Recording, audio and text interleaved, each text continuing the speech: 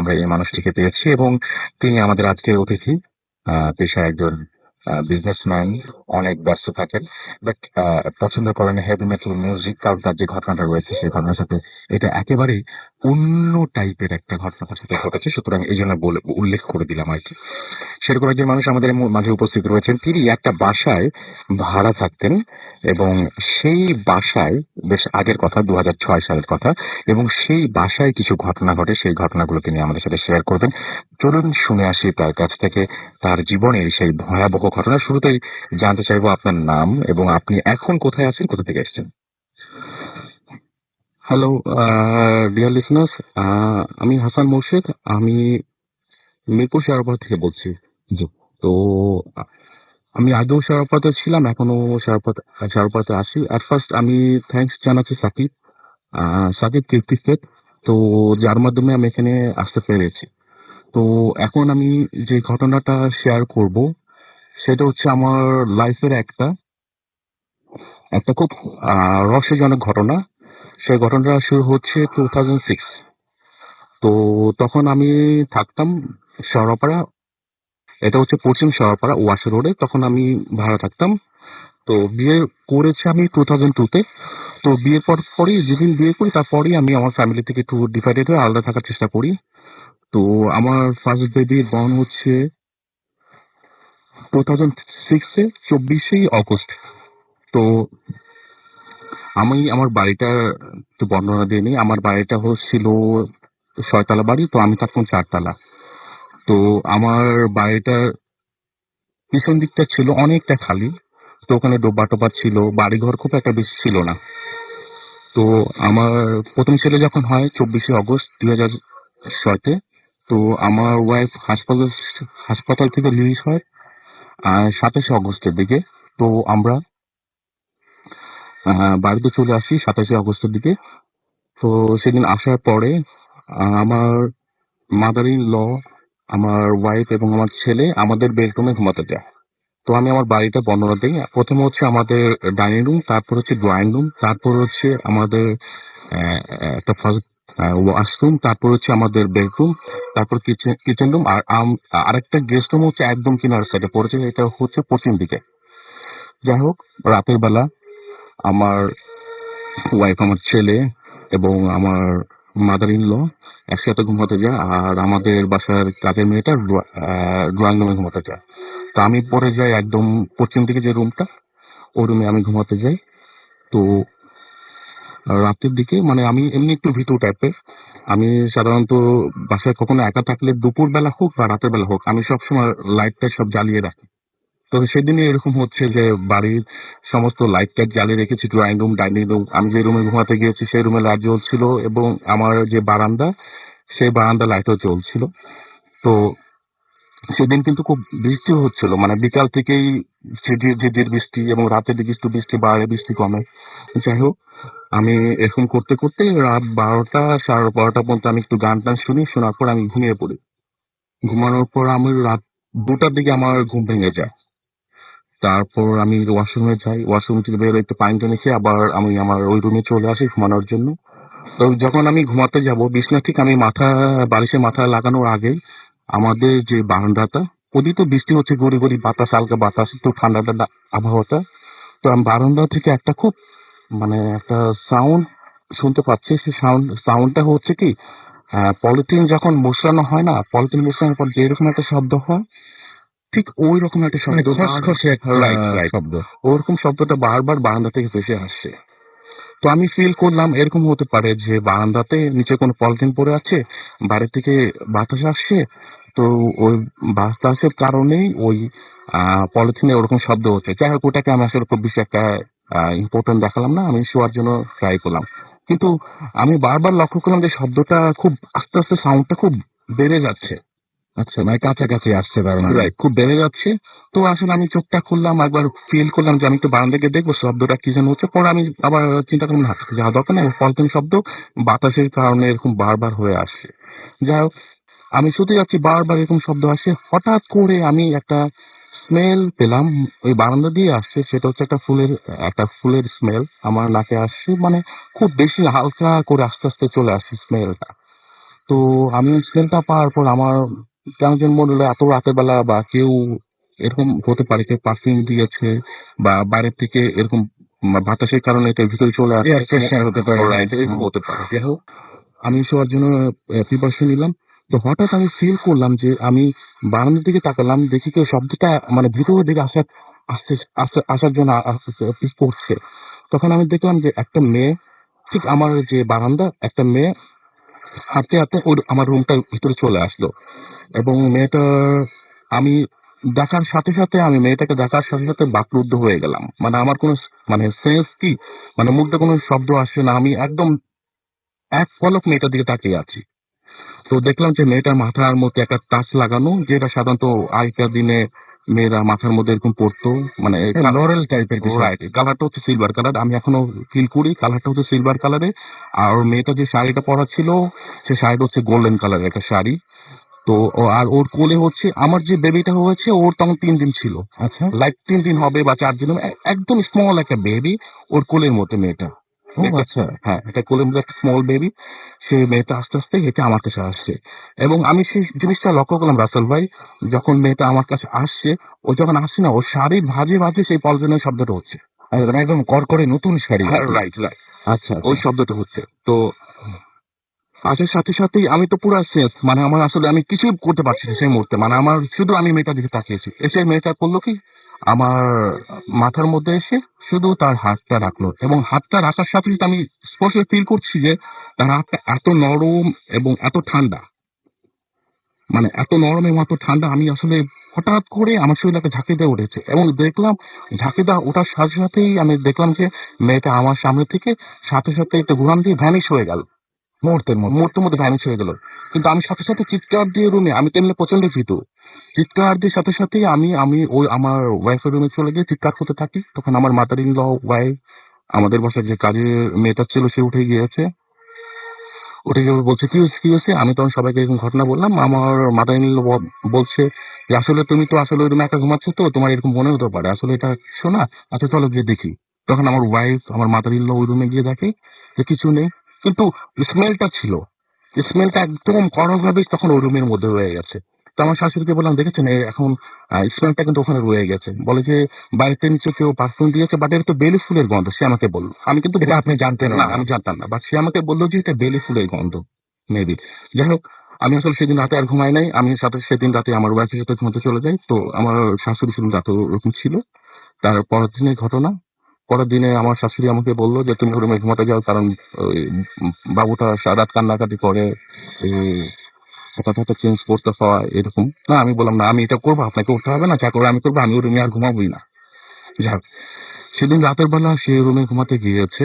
ঘুমানোর পরও সে অনুমানিক রাত 2টা বা 2:30 হবে এরকম টাইমসে সে ফিল করছে যে বাইরে থেকে, ঠিক ওই বারান্দা থেকে ঠিক ওরকম পলিথিন মোছড়ানোর শব্দ হচ্ছে, পলিথিন মোছড়ানোর শব্দ হচ্ছে, এবং শব্দটা আস্তে আস্তে আস্তে আস্তে ওই বারান্দা থেকে রুমের ভিতর আসার চেষ্টা করছে। সে একটু মানে বসে চিন্তা করে, আমি কি বারান্দা গিয়ে দেখবো কি দেখবো না, সে কিন্তু ওটা চিন্তা করে আবার সে শুয়ে পড়লো। সেও ঠিক ওরকম আমি যেরকম দেখেছি, যে ঠিক ওরকম একটা মেয়ে, তার গোল্ডেন কালার শাড়ি পরা, সে পরে যেটা এক্সপ্লেন করলো, গোল্ডেন কালার শাড়ি পরা, মাথার কাজ লাগানো, একটা বাবু কোলে, সেই মেয়েটাও ঠিক তার কাছে আসছে। সে যখন আসছে, সে তখন আমার মাদার ইন ল পুরাপুরি বাকরুদ্ধ, কোনো সাউন্ড নেই, কোনো সাউন্ড নেই। তো আসার পরে সেই ওই মেয়েটা এসে আমার মাদার ইন লর মাথা হাত রাখলো। আমি যেরকম ফিল করেছি, ঠান্ডা হাত, নরম হাত, ঠিক সে ওরকম মানে ফিলটা করলো। এবং রাসেল ভাই, সে যখন গিয়েছে, যে স্মেলটা ছিল, যে বেলি ফুলের যে গন্ধটা আমি বলছি, সে বেলি ফুলের গন্ধটা কিন্তু ওই রুমে রয়ে গিয়েছিল। মানে এটা কি পরেও ছিল হ্যাঁ, অনেক? পরেও ছিল, আচ্ছা, ওকে। পরেও ছিল, রয়ে গিয়েছিল। যাই হোক, আমরা পরে এসে দেখছি, তো আমার শাশুড়ি আর ওই রুমে আসলে ঘুমানোর জন্য প্রিপারেশন নেয়নি। পরবর্তীতে সে ওই রুমে ছিল, এবং ইভেন আমাদের যে বাসায় কাজের মেয়েটা ছিল, সেই রুমে ছিল। তো এরকম 3 মাস আমার শাশুড়ি ওখানে ছিল, বাট সে প্রতি রাতেই দোয়া টোয়া করে তারপরে ঘুমাতো প্রতি রাতে। তার এই 3 মাস পর্যন্ত আমাদের বাড়িতে ওরকম কোনো প্রবলেম ফেস হয়নি। তো উনি চলে যাওয়ার পর আমাদের বাসায় যে কাজের মেয়েটা ছিল, সে প্রথম রাত না সেকেন্ড রাতের দিকে হবে, সেই রাতে ঘুমাতে গিয়েছে। তো রাত অনুমানিক ওরকমই সময় 1:30 বা 2টা হবে। সে রাতের বেলা ওই মেয়েটা চিৎকার, ও রুমের মধ্যে থেকে চিৎকার করে এসে আমাদের রুমে এসে ঢুকেছে, হঠাৎ করে চিৎকার, আমি আর রুমে ঘুমাবো না, এরকম সে চিৎকার করছে। তো আমি উঠলাম, ওর wife উঠলাম, তো আমরা তো বুঝতে পারলাম যে there is something wrong, ওখানে কোনো কিছু হয়ে গিয়েছে। তো সে যেটা আমাদেরকে এক্সপ্লেন করলো সেটা হচ্ছে সে দেখতে পেয়েছে যে আমাদের যে বেডটা ছিল, বেডটার পূর্ব সাইডে একটা ওয়ার্ডরোব ছিল। সেই ওয়ার্ডরোবের উপরে দেখে দুইটা কুৎসিত বাবু একদম উলঙ্গ অবস্থায়, মাথা কোনো চুল নেই, বসে বসে। সেইটা দেখে ভয় পেয়েছে, সে রাতে আর সেখানে ঘুমায়নি। তারপর আমরা ওই রুমটা অফ করে দিয়েছি। মানে আপনি যে বাবুটা দেখেছিলেন ওই না, বাবুটা ওটা বয়স্ক বাবু, লাইক আমার ছেলেটাকে দেখতে পাচ্ছেন না, হুম, হুম, হুম, হুম। ওর মতো বয়স হবে। আচ্ছা আচ্ছা আচ্ছা আচ্ছা।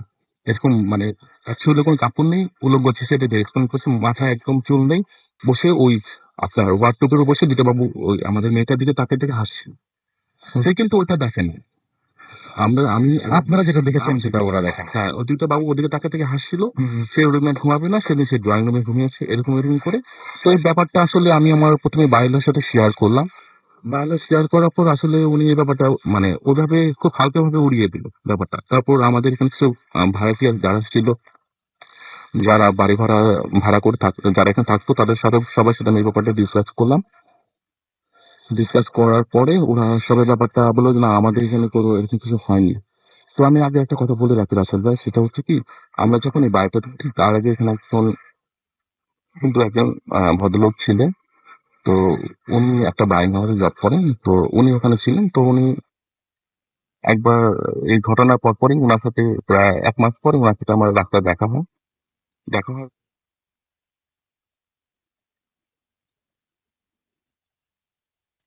তো সে কিছু বলতে চায়নি। পরবর্তীতে সে বলল যে, আসলে সমস্যা হয়েছে কি, আমি তো জব-টব করি। আমার ওয়াইফ এবং আমার বেবিও বাসায় একা থাকে। তো আমার বাসায় আসতে একটু লেট হয়। কোনদিন ৯টা, কোন ১০টা, কোনদিন রাত ১২টাও বাজে।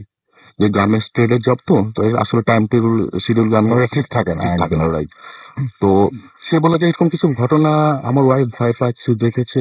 সে কিন্তু পুরাপুরি আমাকে কিছু বলেনি। বলে যে আমি আসলে এই কারণেই আমি ওই বাসাটা চেঞ্জ করে ফেলেছি। যাক, এই প্রায় ৩-৪ মাস পর আমি বাড়িটা চেঞ্জ করে ফেলি। চেঞ্জ করার পরে আমি তো আমার একটা ভাড়া বাড়িতে উঠি। তারপরে আমি আমার নিজের বাড়িতে উঠে যাই। তো এর মধ্যে এর প্রায় ১-১.৫ বছর পরে ঘটনা। 2007 এর লাস্টের দিকে ঘটনা। তো ওখানকার একজন যে ভাড়া থাকতো, ওনার নাম হলো টিপু। তো টিপু ভাইয়ের সাথে আমার দেখা হয় যে, আপনি এখন থাকেন কোথায়? বলে যে, আমি তো আগের বাসায় থাকতাম, এখন থাকি না, আমি অন্য একটা বাসায় থাকি। বললাম, কি অবস্থা? ওনার ওই বারান্দার কথা বললাম যে, উনার তো ওই বাড়িতে নাই, ওনার পুরা বাড়িটা বিক্রি করে দিয়েছে। আমি, কেন? বলতে হবে না, বিক্রি করে ওরা বাড়িওয়ালা নিজে চলে গেছে। চলে গেছিল। আচ্ছা। যাক, রাসেল ভাই, এটা ছিল আমার একটা ঘটনা। এবং আমার সেকেন্ড আরেকটা ঘটনা আছে।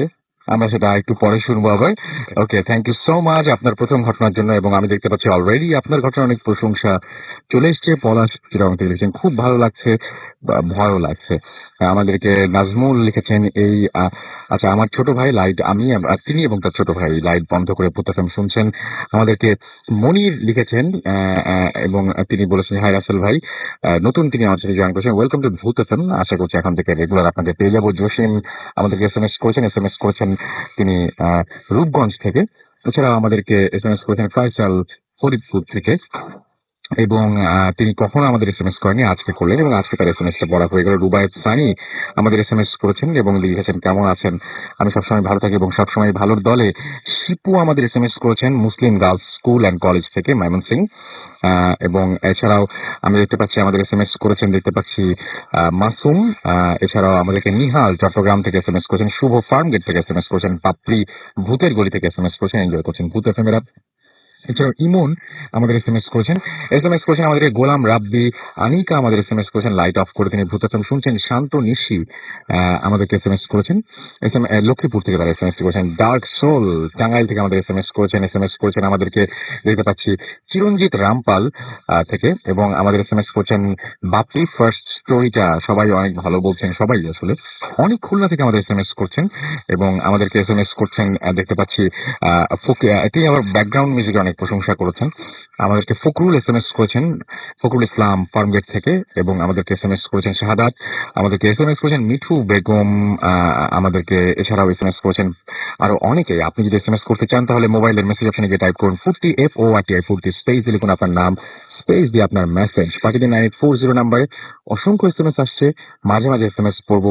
একটা ঘটনা যাচ্ছি যে ঘটনাটি আমাদের কাছে এসছে এবং এই ঘটনাটা পড়তে চাচ্ছি, দেশের বাইরে থেকে ঘটনাটি এসেছে।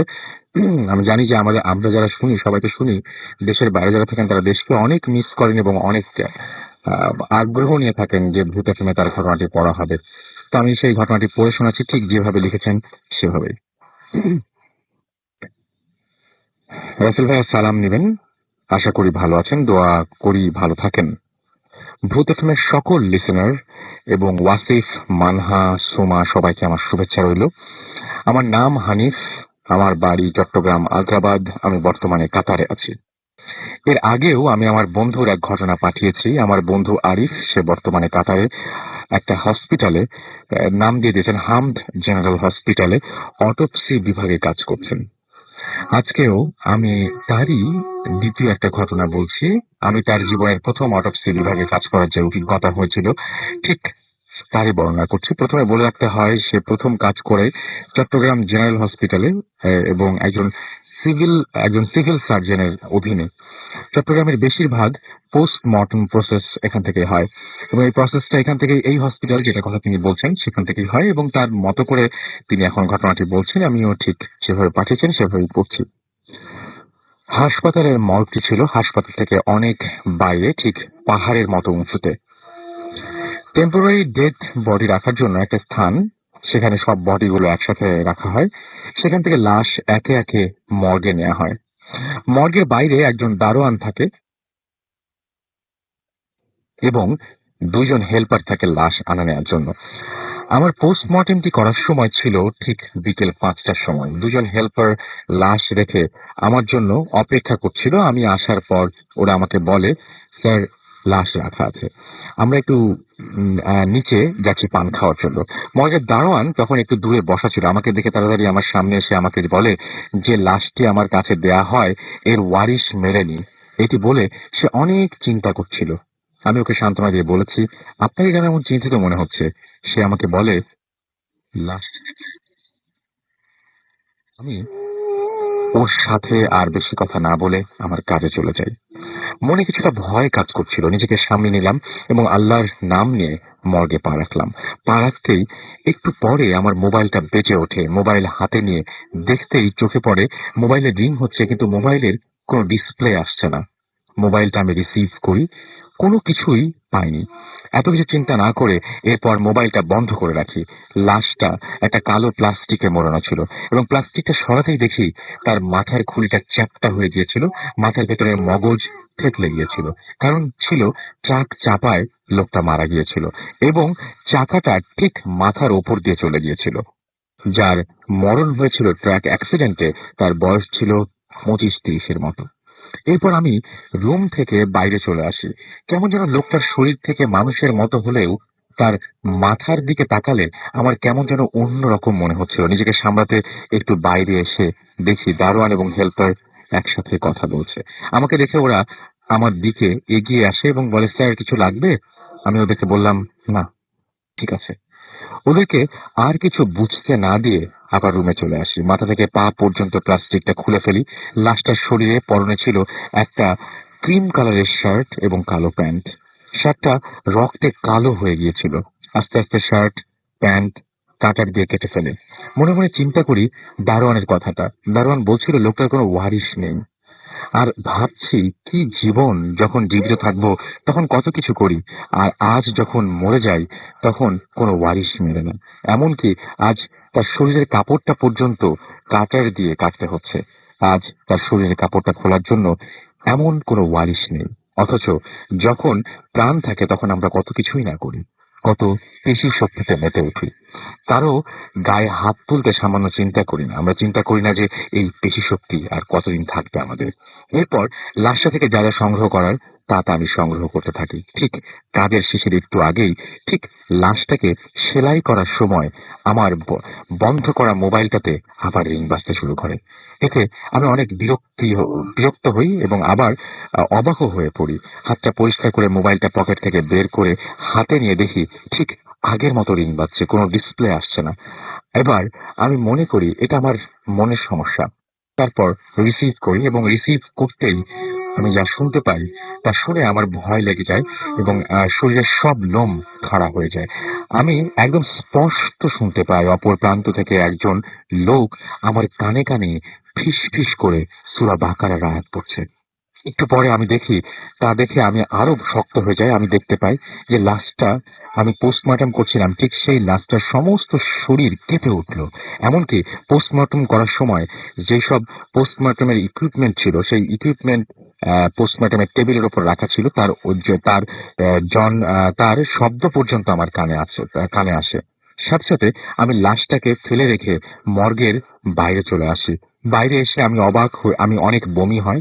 দারোয়ান হেল্পার এসে আমাকে ধরে অফিসে নিয়েছে। সবাই জিজ্ঞেস করে কি ব্যাপার। আমি মিথ্যে কথা বলে সবার কাছ থেকে সত্যটা আড়াল করে রাখলাম। সত্যটা আড়াল করার কারণ কেউ যেন না জানে আমি প্রথম কাজ করতে এসে ভয় পেলাম। পরাজয় মানতে ইচ্ছে হচ্ছিল না। যাক, এরপর অফিসের গাড়িতে করে আমাকে বাসায় পৌঁছে দেওয়া হয়। ঘরে আসতে রাত 11টা বেজে যায়। বাবা জিজ্ঞেস করে শরীর খারাপ করছে কিনা, কারণ তখনও আমার চেহারাটা অন্যরকম ছিল। মা জিজ্ঞেস করলো আমার চেহারাটা এমন দেখাচ্ছে কেন। বাসার সবার কাছ থেকে আমি সবকিছু লুকালাম। রাতে কোনো কিছু আর খেলাম না। এমন কেন হলো ব্যাপারটা ভাবতে ভাবতে একসময় কখন যে গভীর ঘুমে চলে গেলাম তাও টের পেলাম না। ঠিক টের পেলাম তখন যখন আমি শুনতে পেলাম, ঠিক একই শব্দ আমি স্পষ্ট শুনতে পেলাম, ফিস ফিস করে আমার কেউ একজন আমার শরীরের ডান পাশ থেকে বাম পাশ, আবার বাম পাশ থেকে ডান পাশে হাঁটছে, যার পায়ের হাঁটার শব্দ পর্যন্ত আমার কানে আসছিল। এমনকি তার গায়ের বাতাসটি পর্যন্ত আমার শরীরে লাগছিল, কারণ আমি ফ্লোরিং করে ঘুমাতাম। আমি একদম শক্ত হয়ে গেলাম। শরীর থেকে জ্বর জ্বর করে ঘাম পড়ছিল এবং বাইরে থেকে অনেক কুকুরের একসাথে ঘেউ ঘেউয়ের শব্দ কানে আসছিল। কেন জানি আমার মাথার উপরে ফ্যানটা স্বাভাবিকের চেয়ে অনেক জোরে ঘুরছিল। অমনি করে ঠিক 15-20 মিনিট থাকার পর সবকিছু যেন একদম নির্জন হয়ে গিয়েছিল। এই ঠিক 4-5 মিনিট পর ফজরের আজানের শব্দ আমার কানে আসে। এরপর আমি বিছানা থেকে উঠে বসি। বাসার সব লাইট জ্বালিয়ে রাখি। বিছানার চারপাশে দেখতে থাকি কারো পায়ের চিহ্ন দেখা যায় কিনা, কিন্তু বিন্দু পরিমাণ কোনো কিছু দেখতে পেলাম না। ফজরের নামাজটা পড়ে একটু কোরআন পড়লাম এবং সেদিন আর ঘুমাতে পারলাম না। পরদিন কাজে আর গেলাম না। ঠিক 10টার দিকে অফিস থেকে একটি ফোন আসে, আমাকে আর্জেন্ট অফিসে যেতে হবে। আর্জেন্ট শুনে আমি তাড়াতাড়ি অফিসে গেলাম এবং আমাকে সিভিল সার্জন তার রুমে ডেকে নিয়ে গেলেন এবং রুমে ঢুকে স্যারের সামনে যেতেই স্যার আমাকে বসতে বললেন। এরপর স্যার আমাকে জিজ্ঞেস করলেন যে আমাকে যে লাশটা পোস্টমর্টম করতে দেয়া হয়েছিল সেটিতে কি আমার কোনো সমস্যা হয়েছে কিনা। এরপর উনি আমাকে বলেন আমি নাকি ওই দিন শুধু লাশের এক্সট্রোভার্টটা করেছিলাম, এবং ওনার কথাটা শুনে আমি শক্ত হয়ে গেলাম। কেন শক্ত হয়ে গিয়েছিলাম, কারণটা হলো আমি যে লাশটার পোস্টমর্টম করেছিলাম তার এক্সট্রোভার্ট এবং ইনওয়ার্ড দুটাই করেছিলাম, এবং এমনকি লাশের শরীরটা আমি নিজেই ওয়াই শেপে সেলাই করেছিলাম। কিন্তু আমি ওনাকে এর কিছুই জানতে দিলাম না, আর বললে উনি বিশ্বাসও করবেন না। পরে আমি ওই মর্গের দারোয়ানকে খুঁজে বের করি এবং তাকে লাশটা সম্পর্কে জিজ্ঞেস করি। সে আমাকে প্রথমে বলে, স্যার কালকে লাশটাকে দেখে আপনার খারাপ লেগেছিল নাকি। আমি জিজ্ঞাসা করি কেন। সে আমাকে বলে তাহলে আপনি কাজ করার সময় অসুস্থ হয়ে গেলেন কেন। সে আরো বলে কাল আপনি যাবার পর একজন এসে পোস্টমর্টম করে। আমি তাকে আর কিছু না বলে ওখান থেকে চলে যাই। পরে অনেক খোঁজ নিলাম লাশটার সম্পর্কে। পরে জেনেছি লাশটা তখনও কোনো ওয়ারিশ না মিলাতে শেষে লাশটা বেওয়ারিশ হিসেবে একটা হসপিটালে, খুব নামকরা হসপিটাল, নামটা বলছি না, তাদের আন্ডারে দিয়ে দেওয়া হয় এবং ওদের আন্ডারে লাশটা দাফন করা হয়। আজও পর্যন্ত আমি ওই ঘটনাটা ভুলতে পারিনি। এই ছিল ঘটনা। রাসেল ভাইয়া দেখবেন, জানি না রাসেল ভাইয়া এই ঘটনা আপনারা কিভাবে বিচার করবেন, কিভাবে দেখবেন। ঘটনাটি শুধু ভয় ছিল তাই নয়, কিছু ভয় ছিল আর কিছু শেখার। আজ আমাদের সমাজে দেখুন আমরা কি না করছি। ছেলে বাবাকে, ভাই ভাইকে নির্মমভাবে হত্যা করছে, সবল দুর্বলকে পেশি শক্তি দ্বারা অনবরত মেরে চলেছে। আমরা কি একটুও বুঝতে পারি না তখন কি হবে যখন আমাদের নড়বার মতো শক্তিটুকুও থাকবে না, যখন আমাদের পরনের কাপড়টাও খুলে দেবার মতো দিতে হবে অন্যজনকে, ঠিক লাশটার মতো। আপনাদেরকে লিখে আপনার কিছু মূল্যবান সময় নষ্ট করতে চাই না। ধন্যবাদ। শুভরাত্রি রাসেল ভাই এবং সকল লিসেনারদের ধন্যবাদ। গ্রামীণ ফোনকে ভুল হলে ক্ষমা সুন্দর দৃষ্টিতে দেখবেন। এই ছিল ঘটনা। আমি পড়ে ফেললাম ঘটনাটি এবং আমি আরো একবার বলছি যে ঘটনাটা খুব মানে আমার কাছে অদ্ভুতই লেগেছে এবং ভালো লেগেছে। আপনারাও নিশ্চয়ই ভালো বোধ করেছেন। এবং যিনি পাঠিয়েছেন তার নাম হচ্ছে মোহাম্মদ হানি। তিনি এক্সিকিউটিভ সেক্রেটারি একটা কোম্পানির এবং সেটা কাতারে অবস্থিত। তার ফোন নাম্বার এবং সবকিছু তিনি এখানে দিয়েছেন। জাফকো টাওয়ার নিয়ার মুমতাজা পার্ক। ওকে, মুমতাজা দোহা, কাতার। অলরাইট, এই ছিল ঘটনা এবং আমরা পড়ে শোনালাম সেই ঘটনাটি। আশা করছি আপনাদের সবার ভালো লেগেছে। অ্যান্ড আমি দেখতে পাচ্ছি যে অলরেডি ডক্টর রেজওয়ান আমাদের খুলনা থেকে এসএমএস করেছেন এবং তিনি বলেছেন, রেটিং করেছেন ফার্স্ট স্টোরি এবং সেকেন্ড স্টোরি। ফার্স্ট স্টোরির আচ্ছা, ফার্স্ট যে মর্গের দারোয়ান তার নাম ছিল, আচ্ছা তিনি নামটা বলেছেন, তার মানে তিনি এই ঘটনাটা জানেন। ওকে, এই ঘটনা তিনি জানেন এবং ডক্টর রেজওয়ান নামটা বলে দিয়েছেন। আমি নামটা কি বলবো? নামটা মনে হয় বলা ঠিক হবে না, কিন্তু নামটা কোন একটা দেশের নামে। ওকে, গোলাম রাব্বি আমাদের এসএমএস করেছেন মিডফোর্ড হসপিটাল থেকে। আলতাফ আমাদের এসএমএস করেন, আলতাফ এবং মিম আমাদের রাজশাহী থেকে এসএমএস করেছেন, খুব ভালো লেগেছে সেটা বললেন। আসিফুর রহমান খান আমাদের এসএমএস করেছেন। এসএমএস করেছেন আমাদেরকে দীপ। এছাড়া আকাশ নারায়ণগঞ্জ থেকে এসএমএস করেছেন। সৈয়দ আকশি আমাদের এসএমএস করেছেন। এসএমএস করেছেন আমাদের কথা ধানমন্ডি থেকে। মনির হোসেন আমাদের এসএমএস করেছেন নারায়ণগঞ্জ থেকে। আমাদেরকে এসএমএস করেছেন গোলাম রাব্বি। এছাড়াও এসএমএস করেছেন আমাদেরকে এমডি জাহিদ হাসান খুলনা থেকে। মিতু রিজভি আমাদের ঢাকা ইউনিভার্সিটি থেকে এসএমএস করেছেন। এসএমএস করেছেন আমাদেরকে টি তামান্না। এছাড়াও লিমন শাহরিয়ার আমাদের এসএমএস করেছেন। স্বর্ণালী চট্টগ্রাম থেকে এসএমএস করেছেন এবং আমাদেরকে এসএমএস করেছেন অনেক মুন্সিগঞ্জ থেকে আমাদেরকে। এছাড়াও ইমরান খান চট্টগ্রাম থেকে এসএমএস করেছেন। এসএমএস করেছেন রাজিবুল। এছাড়াও আমাদেরকে মাহাথির আমাদের এসএমএস করেছেন। এসএমএস করেছেন শাকিল। এছাড়াও আমাদেরকে এসএমএস করেছেন শুভ খুলনা থেকে, অনেক মুন্সিগঞ্জ থেকে। আমির শাহিন ভুঁইয়া এসএমএস করেছেন আমাদেরকে প্রণয় শেরপুর থেকে আমাদেরকে। এছাড়াও এনায়েতুল্লাহ তালুকদার জামালপুর থেকে, মোহাম্মদপুর থেকে জুনায়েদ, ফাহাদ সুমন রংপুর বয়, এমডি জিসান, রতন ঢাকা বংশাল, মিশুক সাউথ যাত্রাবাড়ি, ইমু কামরাঙ্গীর চর, সিথি আমাদেরকে ওবায়দুল নবাবগঞ্জ থেকে এসএমএস করেছেন। আচ্ছা, আমাদেরকে এসএমএস করেছেন এনামুল এবং হাফিজুল সহ আরো অনেকে। আপনি যদি এসএমএস করতে চান তাহলে মোবাইলের মেসেজ আপনাকে টাইপ করুন ফুর্তি, FORTI ফুর্তি, স্পেস দিয়ে লিখুন আপনার নাম, স্পেস দিয়ে আপনার মেসেজ পাঠিয়ে দিন 940 নাম্বারে। আমাদের যদি ইমেল করতে চান তাহলে আমাদের ইমেল অ্যাড্রেস হচ্ছে bhutafm@radiofurti.fm, which is BHWTFM@radiofurti.fm। আমাদেরকে যদি আপনি ফেসবুকে আপনি যদি পোস্ট পাঠাতে চান তাহলে আমাদের ফেসবুকের অ্যাড্রেসটি হচ্ছে www.facebook.com/radiofurti। ছোট্ট একটা বিরতিতে যেতে হচ্ছে আমাদেরকে, ফিরে আসছে একটু পরে। কোথাও যাবেন না, স্টে টিউনড রেডিও ফুর্তি and don't stop the ফুর্তি। Bhoot FM, tonight comes alive with Ramin।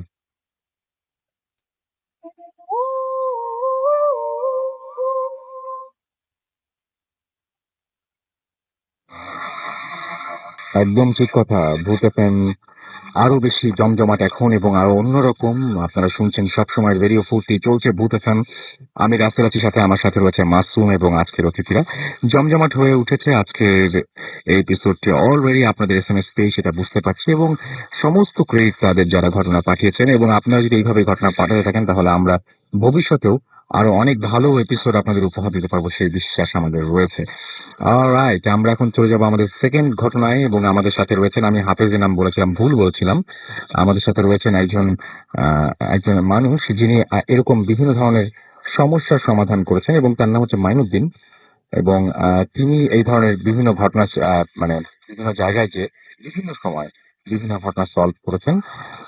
আমরা তার কাছে শুনি যে তার ঘটনাটা কি। এবং আপনি আপনার নামটা একটু প্লিজ বলবেন। কোথা থেকে আপনি? মাইনুদ্দিন, মাইনুদ্দিন, আপনি কোথা থেকে এসেছেন? লালবাগ। লালবাগ। আপনি যে ঘটনাটা বলবেন, অর্থাৎ আপনি যে সমাধানটা করেছিলেন কিছুদিন আগে, এটা কতদিন আগে করেছিলেন? এটা 2007। 2007, তার মানে তো বেশ আগে। কোথায় এই বাসাটা ছিল? এটা আব্দুল্লাহপুর, উত্তরখান আব্দুল্লাহপুর। ওকে, কি ছিল সেই বাসায় সমস্যা এবং আপনি সেটা কিভাবে সমাধান করলেন? সমস্যা ছিল, আমাদেরকে দোয়ার মাহফিলে এখানে দাওয়াত দেওয়া হয়। আচ্ছা, সে বাসাতে আমাদেরকে দোয়ার মাহফিলে যাওয়া হয়। তো আমরা দোয়ার মাহফিলে যখন গেছি, শুধু আমাদের বলছিল যে বাড়িতে সমস্যা, ওই বাড়িতে ভাড়াটি আসে না, ভাড়া হয় না। 5-7 মাস হয়ে গেছে, ভাড়া আসে না। এবং যে ভাড়াটিয়া ছিল এর আগে, ওরা সচ্ছলতা ভাবে ছিল, কিন্তু যখন থাকছে ওরা খুব ঋণগ্রস্ত হয়ে গেছে, খুব খারাপ অবস্থা গেছে। তাদের শারীরিক অবস্থা খুব খারাপ ছিল, ব্যবসা বাণিজ্য খুব খারাপ দিতেছিল। তখন তাদের ভাড়াটা বাসা ছেড়ে চলে যায়। এবং ওই ভাড়াটা যখন ছিল তখন তারা রাত্রে 9টা-10টার দিকে ওয়াশরুম থেকে একটা শব্দ, কান্না, জোরে জোরে কান্না করতো এবং ঝর্ণা আপনা আপনি থেকে পানি পড়তে থাকতো ঝর্ণা দিয়ে। দরজাতে খুব থাপড়াতে থাকতো আর বলতে থাকতো, এই যে দরজাটা খুলেন, এই যে দরজাটা খুলেন। তো ওয়াশরুমটাতে এই শব্দটা আসতো। এই ভয়ে ভাড়াটিয়া চলে দেওয়ার পরে এরপর থেকে ভাড়াটি আসে না। তো যখন ওই বাড়িওয়ালা আমাদেরকে দোয়া মাহফিলে ডাকেছে, আমরা যখন দোয়া মাহফিল শেষ করি, যখন আমি এই কথাটা শুনছি, তখন বাড়িওয়ালাকে আমি বলছি যে আমি আজকে রাত আপনার এখানে থাকবো, আমি জিনিসটাকে দেখবো। তখন আমি এখানে থাকি, থাকার পর 10টা 11টার দিকে আমি এই জিনিসটাকে দেখতে পাই, ওই ওয়াশরুম থেকে এই শব্দটা আসে, এই যে দরজাটা খুলেন আর এরকম কান্না, খুব জোরে জোরে কান্না করতেছে। তখন আমি ওয়াশরুমের ভিতরে চলে যাই, ওয়াশরুমের ভিতরে চলে যাওয়ার পরে দরজাটা বন্ধ করে দিই। ওয়াশরুমের একটা সমস্যা ছিল, বাতি জ্বালানো যেত না, বাতি সুইচ অন করলেই বাতি ফিউজ হয়ে যেত, তো বন্ধকারই ছিল। আমি এই অন্ধকারের ভিতরেই দরজাটা যখন ভিতরে বন্ধ করে দিই, তখন আমি দেখতে পাই আমার পাশে একটা মেয়ে, যার চোখের ভিতরে রক্ত জমা, খুব লাল বর্ণ চোখ, লাল দিয়ে রক্ত পড়তেছে, আর খুব 2 হাত দিয়ে থাপড়াইতেছে দরজাটা, আর বলতেছে এই যে দরজাটা খুলেন, এই যে দরজাটা খুলেন। তখন আমি বাহিরে আসি, এসে আমলটা করি, করে তখন আমি এই জিনিসটা জানতে পারি যে এই বাথরুমে, ওয়াশরুমে এই বাড়িওয়ালার ছেলে এবং ছেলের বন্ধুরা মিলে এটাকে হত্যা করেছে, খুব অন্যায় জুলুম করেছে মেয়েটার সাথে। তখন আমি বাড়িওয়ালাকে বলি যে আপনাদের এই সমস্যাটা ছিল, যে একটা কাজের মেয়ে, মেয়েটার নাম ছিল রুকসানা, এই রুকসানার নামটা আপনি বের করে বের ফেলেন। করে দিই। যে আপনি এই মেয়েটা চিনেন? তখন বাড়িওয়ালা বলছে যে হ্যাঁ, আমাদের এই যে ভাড়াটিয়া ছিল তার কাজের মেয়ে রুকসানা ছিল। তখন আমি বললাম যে আপনাদের ওয়াশরুমে তাকে খুব কষ্ট দিয়ে মারা হয়। তখন আমি তাকে বলি আপনি প্রতিদিন সকালে সূরা বাকারা ফিল আপ করেন এবং ওয়াশরুমটাতে যেটা আসা যাওয়ার সময় দোয়া করে ঢুকবেন, আপনি এটা প্রতিদিন করবেন, এই জিনিসটা আপনার সফলতা আসবে, মানে ঠিক হয়ে যাবে। তখন এই জিনিসটা তারা করতে থাকে। ওকে, তার মানে এখন তো মোটামুটি সেই সমস্যা থেকে হ্যাঁ, তারা মানে বের হয়ে আসতে বের পেরেছেন। আসে।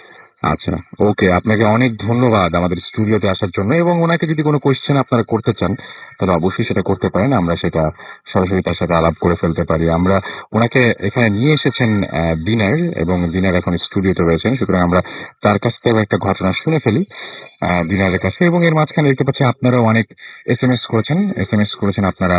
আগারগাঁও থেকে আমাদের, আগারগাঁও তালতলা থেকে আমাদের এস করেছেন, দেখতে পাচ্ছি রাসেল পাটোয়ারি আমাদের এস করছেন, তিনি একটা এপিসোডও মিস করেন না। এবং তবে তিনি এই প্রথম এস পাঠালেন, এবং তার এসটা প্রথমে আমি পড়ে ফেললাম কারণ আমার হাতে চলে এসেছে। মুক্তা আমাদের এস করেছেন, লিখেছেন খুব ভালো লাগছে ভাইয়া, অনেক ভয় করছে। আমাদেরকে ছাড়া সেলিম শেখপুর থেকে এস করেছেন, লিখেছেন আই লাভ ভূত এফএম। আসমা আমাদেরকে সাগর পাড়া রাজশাহী থেকে এস করেছেন, এবং তার কাছে ঘটনাগুলো ভালো লাগছে। এমডি সাইদুর রহমান মিরপুর 1 থেকে এস করেছেন। ইউসুফ জামালপুর থেকে আমাদের এস করেছেন। অনেক মুন্সিগঞ্জ থেকে আমাদের এস করেছেন। আমাদেরকে আজহারুল আমাদের এস করেছেন চট্টগ্রাম থেকে, ঈশা খান থেকে। এবং আমাদেরকে এস করেছেন লিমন। এছাড়াও আমাদেরকে এস করেছেন ফয়সাল ময়মনসিং থেকে, আমাদেরকে এস করেছেন দেখতে পাচ্ছি আমাদেরকে আলমগীর মিরপুর 14 থেকে। জাহাঙ্গীর আলম আমাদের শেরপুর থেকে এস করেছেন, অনেক ভালো লাগছে তার কাছে। হাবিব খান আমাদের এস করেছেন স্বাধীন। মিল্টন এবং শশী খুলনা থেকে আমাদের এস করেছেন, আসলে কাছে অসম লাগছে। সুমন ময়মনসিং থেকে আমাদের এস করেছেন, নাইস ব্যাকগ্রাউন্ড মিউজিক লিখেছেন। আলিশা আমাদের এস করেছেন আমাদেরকে, এছাড়াও এস করেছেন। আচ্ছা, তিনি বলছেন যে ঢাকা ধুলাইখাল থেকে তিনি এস করেছেন, এবং তিনি বলছেন স্টোরিটা ইমাজিন করতে অনেক ভালো লাগলো, এবং অনেক চরম একটা স্টোরি তাই লিখেছেন। সানি আমাদের এস করেছেন ইমন। এছাড়াও আমাদেরকে এস করেছেন লিমন, তিশা, নাতাশা, হৃদয়, নিলয় ময়মনসিং থেকে সবাই এস করেছেন। অনেক মুন্সিগঞ্জ থেকে আমাদের এস করেছেন জিসান এবং অসরু, হাজবেন্ড ওয়াইফ, তারা শুনছেন। আমাদেরকে এস করেছেন সাহিল, এবং তিনি বলছেন the story was so good. আমাদেরকে এস করেছেন জুহি রহমান, আমাদেরকে এস করেছেন। এছাড়াও দেখতে পাচ্ছি মারুফ, এছাড়াও আমাদেরকে হাসান এস করেছেন, আমাদেরকে অনেক মুন্সিগঞ্জ থেকে। আমাদেরকে এছাড়াও আমির শাহিন ভুঁইয়া এস করেছেন, মশিউর আমাদের এস করেছেন জ্যোতি সহ আরো অনেকে। আমরা চলে যাচ্ছি আমাদের পরবর্তী গল্পে। আমাদের আপনার নামটা একটু বলবেন প্লিজ। আসসালামু আলাইকুম লিসেনার্স, আমি দিনার, আমি এসেছি লালবাগ থেকে। Dinner, thanks. একজন মানুষকে এখানে নিয়ে এসছেন আপনি। আমরা সবসময় বলে থাকি যে আপনাদের পরিচিত যদি এরকম কোনো মানুষ থাকেন যাদের এই সমস্ত বিষয়ে অনেক জানাশোনা, তাদেরকে অবশ্যই আপনারা স্টুডিও পর্যন্ত নিয়ে আসার দায়িত্বটা একটু প্লিজ নেবেন, যাতে আমরা ভূত এফএমকে আরো জমজমাট করতে পারি, অনেক দূর আমরা যেতে পারি আপনাদের সাথে নিয়ে। ওকে দিনার, আমরা ঘটনা শুনি। তো আসলে আমি যে ঘটনাটি শেয়ার করছি এটা আমাকে বলেছে আমার এক ছোট ভাই, যার নাম হচ্ছে হাফেজ ওলিউল্লাহ। তো ঘটনাটি যার সাথে ঘটে তার নাম হচ্ছে রহিম। উনি আমাদের ইনফ্যাক্ট হাফেজ ওলিউল্লাহ আজকে এখানে আছেন। জি রাস ভাই। হ্যাঁ, আমরা ঘটনা শুনি। তো ঘটনাটি যার সাথে ঘটছে তার নাম হচ্ছে রহিম। উনি পেশায় একজন রিক্সা চালক। উনি আমাদের পার্শ্ববর্তী এলাকা কামরাঙ্গীরচরে রিক্সা চালান। তো ঘটনাটি ঘটে হচ্ছে উনি যখন ঘটে তখন তিনি গাজীপুর জেলার কোনো একটি জায়গায় রিক্সা চালাতেন। তো উনি প্রতিদিনকার মতো রিক্সা চালাতেন। তো একদিন মাগরিবের একটু পরে তো উনি একটু অসুস্থ বোধ করতেছিলেন। তো উনি ভাবলেন যে রিক্সাটা গ্যারেজে জমা দিয়ে উনি বাসায় চলে যাবেন। তো এর মাঝখানে যে ওনার একটা প্রবলেম হয় সেটা হচ্ছে যে উনার রিক্সার চেইনটা বারবার পড়ে যাচ্ছিল যেখানটা থাকার কথা, এবং এই জন্য উনি কোনো কাজ করতে পারতেছিলেন না। তো উনি ভাবলেন যেহেতু রিক্সার এই সমস্যা হইতেছে, তো একটু আমি আর্লি আর্লি সেটা জমা দিয়ে গ্যারেজে জমা দিয়ে বাসা চলে যাই। তো উনি যে পথ দিয়ে আসতেছেন রিক্সাটা টেনে নিয়ে আসতেছিলেন। তো সেই পথ দিয়ে আসার সময় তার সাথে একটা লোকের দেখা হয়। তো লোকটার হাতে একটা ব্যাগ ছিল। তো লোকটা তাকে বলতেছিল যে তুমি আমাকে অমুক একটা জায়গায় নামিয়ে দিয়ে আসো। তো উনি প্রথমে শোনার পর বলেন যে না, এটা তো আমি ওই দিক থেকে আসছি, অনেকটা দূর হয়ে যায়, আমি এখন রিক্সা জমা দিয়ে বাসা চলে যাব। তখন সেই লোকটা তাকে অনেক রিকোয়েস্ট করতে থাকে এবং বলতে থাকে যে খুবই ইমার্জেন্সি, আমাকে নিয়ে চলেন, আপনি শুধু যাবেন আর আসবেন, আর আপনার ভাড়া আপনি যত চাবেন আমি আপনাকে ততই দিব, আপনাকে আমি বকশিস দিয়ে খুশি করে দিব। তো তারপর উনি রহিম ভাই ভাবলেন যে যদি যাই একটু পয়সা পাওয়া যাবে। কিন্তু উনি তাকে বললেন যে আমার তো একটু রিক্সা কাজ করাতে হবে, যে সেটা হচ্ছে যে আমার রিক্সার চেইন পড়ে যাইতেছে বারবার। তো উনি বলতেছিলেন, যিনি প্যাসেঞ্জার, উনি বলতেছিলেন যে খুবই মানে কনফিডেন্স একটা ভয়েসে যে আপনি চলেন, আল্লাহর রহমতে পড়বে না রিক্সার চেন, যদি পরে আপনার সামনে কথা থেকে ঠিক করে নিন। তো উনি ওই প্যাসেঞ্জারকে উঠায় রিক্সায়। তো উনি রওনা হন। তো পথটা বেশ ঘন্টা দেড়েকের মতো লাগবে তার যেতে, উনি যেটা বললেন। তো উনি সেখানকার উদ্দেশ্যে রওনা দেন। তো 10-15 মিনিট উনি রিক্সা চালানোর পর উনি লক্ষ্য করলেন যে ঠিকই ওনার রিক্সার চেনটা পড়তেছিল না এখন আর। তো চেনটা বেসিক্যালি লুজ হয়ে গেছিল। তো এর আগে পড়তেছিল বাট এখন পড়তেছে না। আর তাছাড়া হচ্ছে রাস্তাটাও তেমন একটা ভালো ছিল না, ছেলে রিক্সার চেনটা পড়ে যাওয়ারই কথা। তো উনি আর এটাকে মানে নর্মালি নিলেন। তো উনি যাচ্ছিলেন প্রায় মানে মেন রাস্তা থেকে, উনি জাস্ট গ্রামের রাস্তার মধ্যে চলে আসেন। তো উনি একটা সময় লক্ষ্য করলেন যে দুইজন লোক রাস্তার পাশে দাঁড়িয়ে তাকে বলল যে এই খালি যাবা নাকি। তো উনি জাস্ট প্রথমবার এটাকে ইগনোর করে যায়। তো উনি ভাবলেন যে হয়তো তারা খেয়াল করেনি যে তার রিক্সা একজন প্যাসেঞ্জার বসা। তো উনি কিছু দূর যাওয়ার পর ঠিক আবারও একটা পুরুষ আর একজন মহিলা সম্ভবত তারা কোথাও যাবেন। তো তারাও তাকে বললো যে এই খালি যাবা নাকি। তো এটা যখন উনি শুনে সেকেন্ড টাইম উনি শোনার পর উনি খুব মানে ভয় পেয়ে যান যে আসলে কি কেউ কি দেখতেছে না যে ওনার রিক্সার পিছনে যে প্যাসেঞ্জার।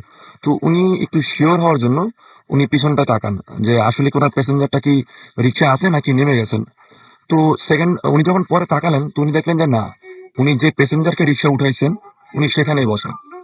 তো এরকম বেশ কিছু দূর যাওয়ার পর উনি যখন তার গন্তব্যে পৌঁছে গেলেন, তো কিছু দূর যাওয়ার আগে তার রিক্সা যে প্যাসেঞ্জার ছিলেন তিনি বলতেছেন যে তুমি রিক্সাটা এখানে রাখো, তুমি এক কাজ করো, ওই সামনে উনি একটা বাসা দেখিয়ে দিলেন রিক্সাওয়ালাকে এবং বলতেছিলেন যে তুমি ওই বাসাটা গিয়ে বলবা যে আমাকে খলিল ভাই পাঠাইছেন, আর এই 10,000 টাকা তুমি আমার স্ত্রীকে দিয়ে আসবা। আর এই সঙ্গে তোমাকে আমি 500 টাকা দিলাম, সাথে আরো 50 টাকা দেয় উনি, টোটাল তাকে 550 টাকা দেয় বকশিস। আর বলে যে 10,000 টাকা আমার স্ত্রীকে দিয়ে আসবা। তো রহিম যিনি ছিলেন, রিক্সাওয়ালা যিনি ছিলেন, তো উনি ওনাকে রিক্সা রেখে সেখান থেকে নেমে যান। তো উনি টাকা নিয়ে হাঁটা দেন সে বাসার দিকে।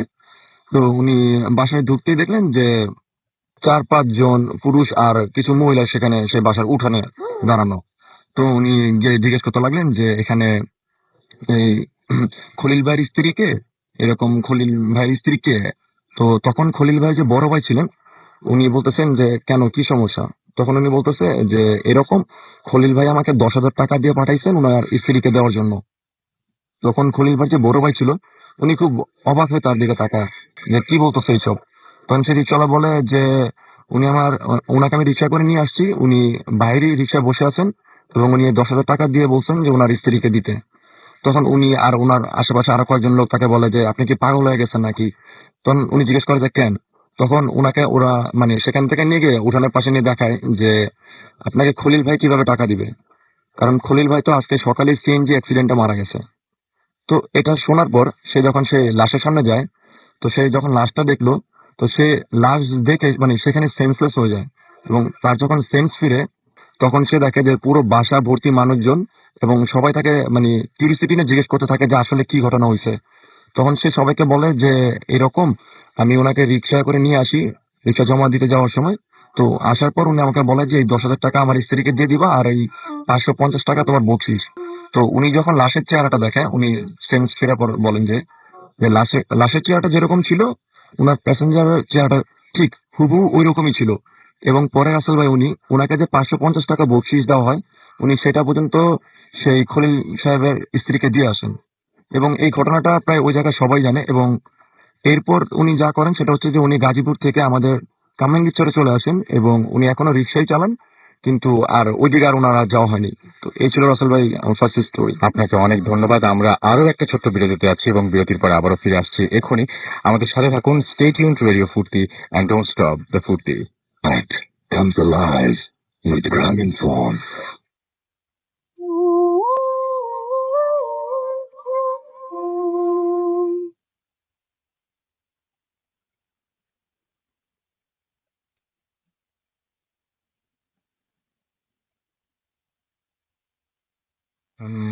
আমি রাস্তার আছি সাথে, আমার সাথে রয়েছে মাসুম এবং আজকের অতিথিরা। আমার মনে হয় যে আরো একটা ঘটনা পড়েছিল, আমি জানি না যে এই ঘটনাটা আগে কখনো পড়েছি কিনা, কারণ অনেকগুলো ঘটনা জমে গেছে। একটা একটা করে ঘটনাগুলো শেষ করতে চাই এবং এই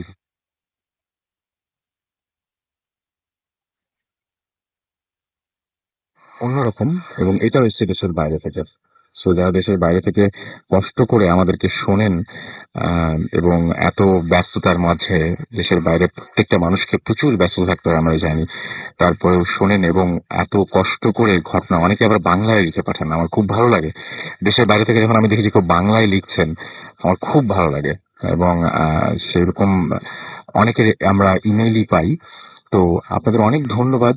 এত ব্যস্ততার মধ্যে প্রবাস জীবনে এত ব্যস্ততার মাঝেও আপনারা লিখে পাঠান আমাদেরকে এবং সেই ঘটনাগুলো আমাদেরকে পড়ার সুযোগ দেন, সবাইকে জানানোর সুযোগ দেন। এই জন্য আপনাদেরকে অনেক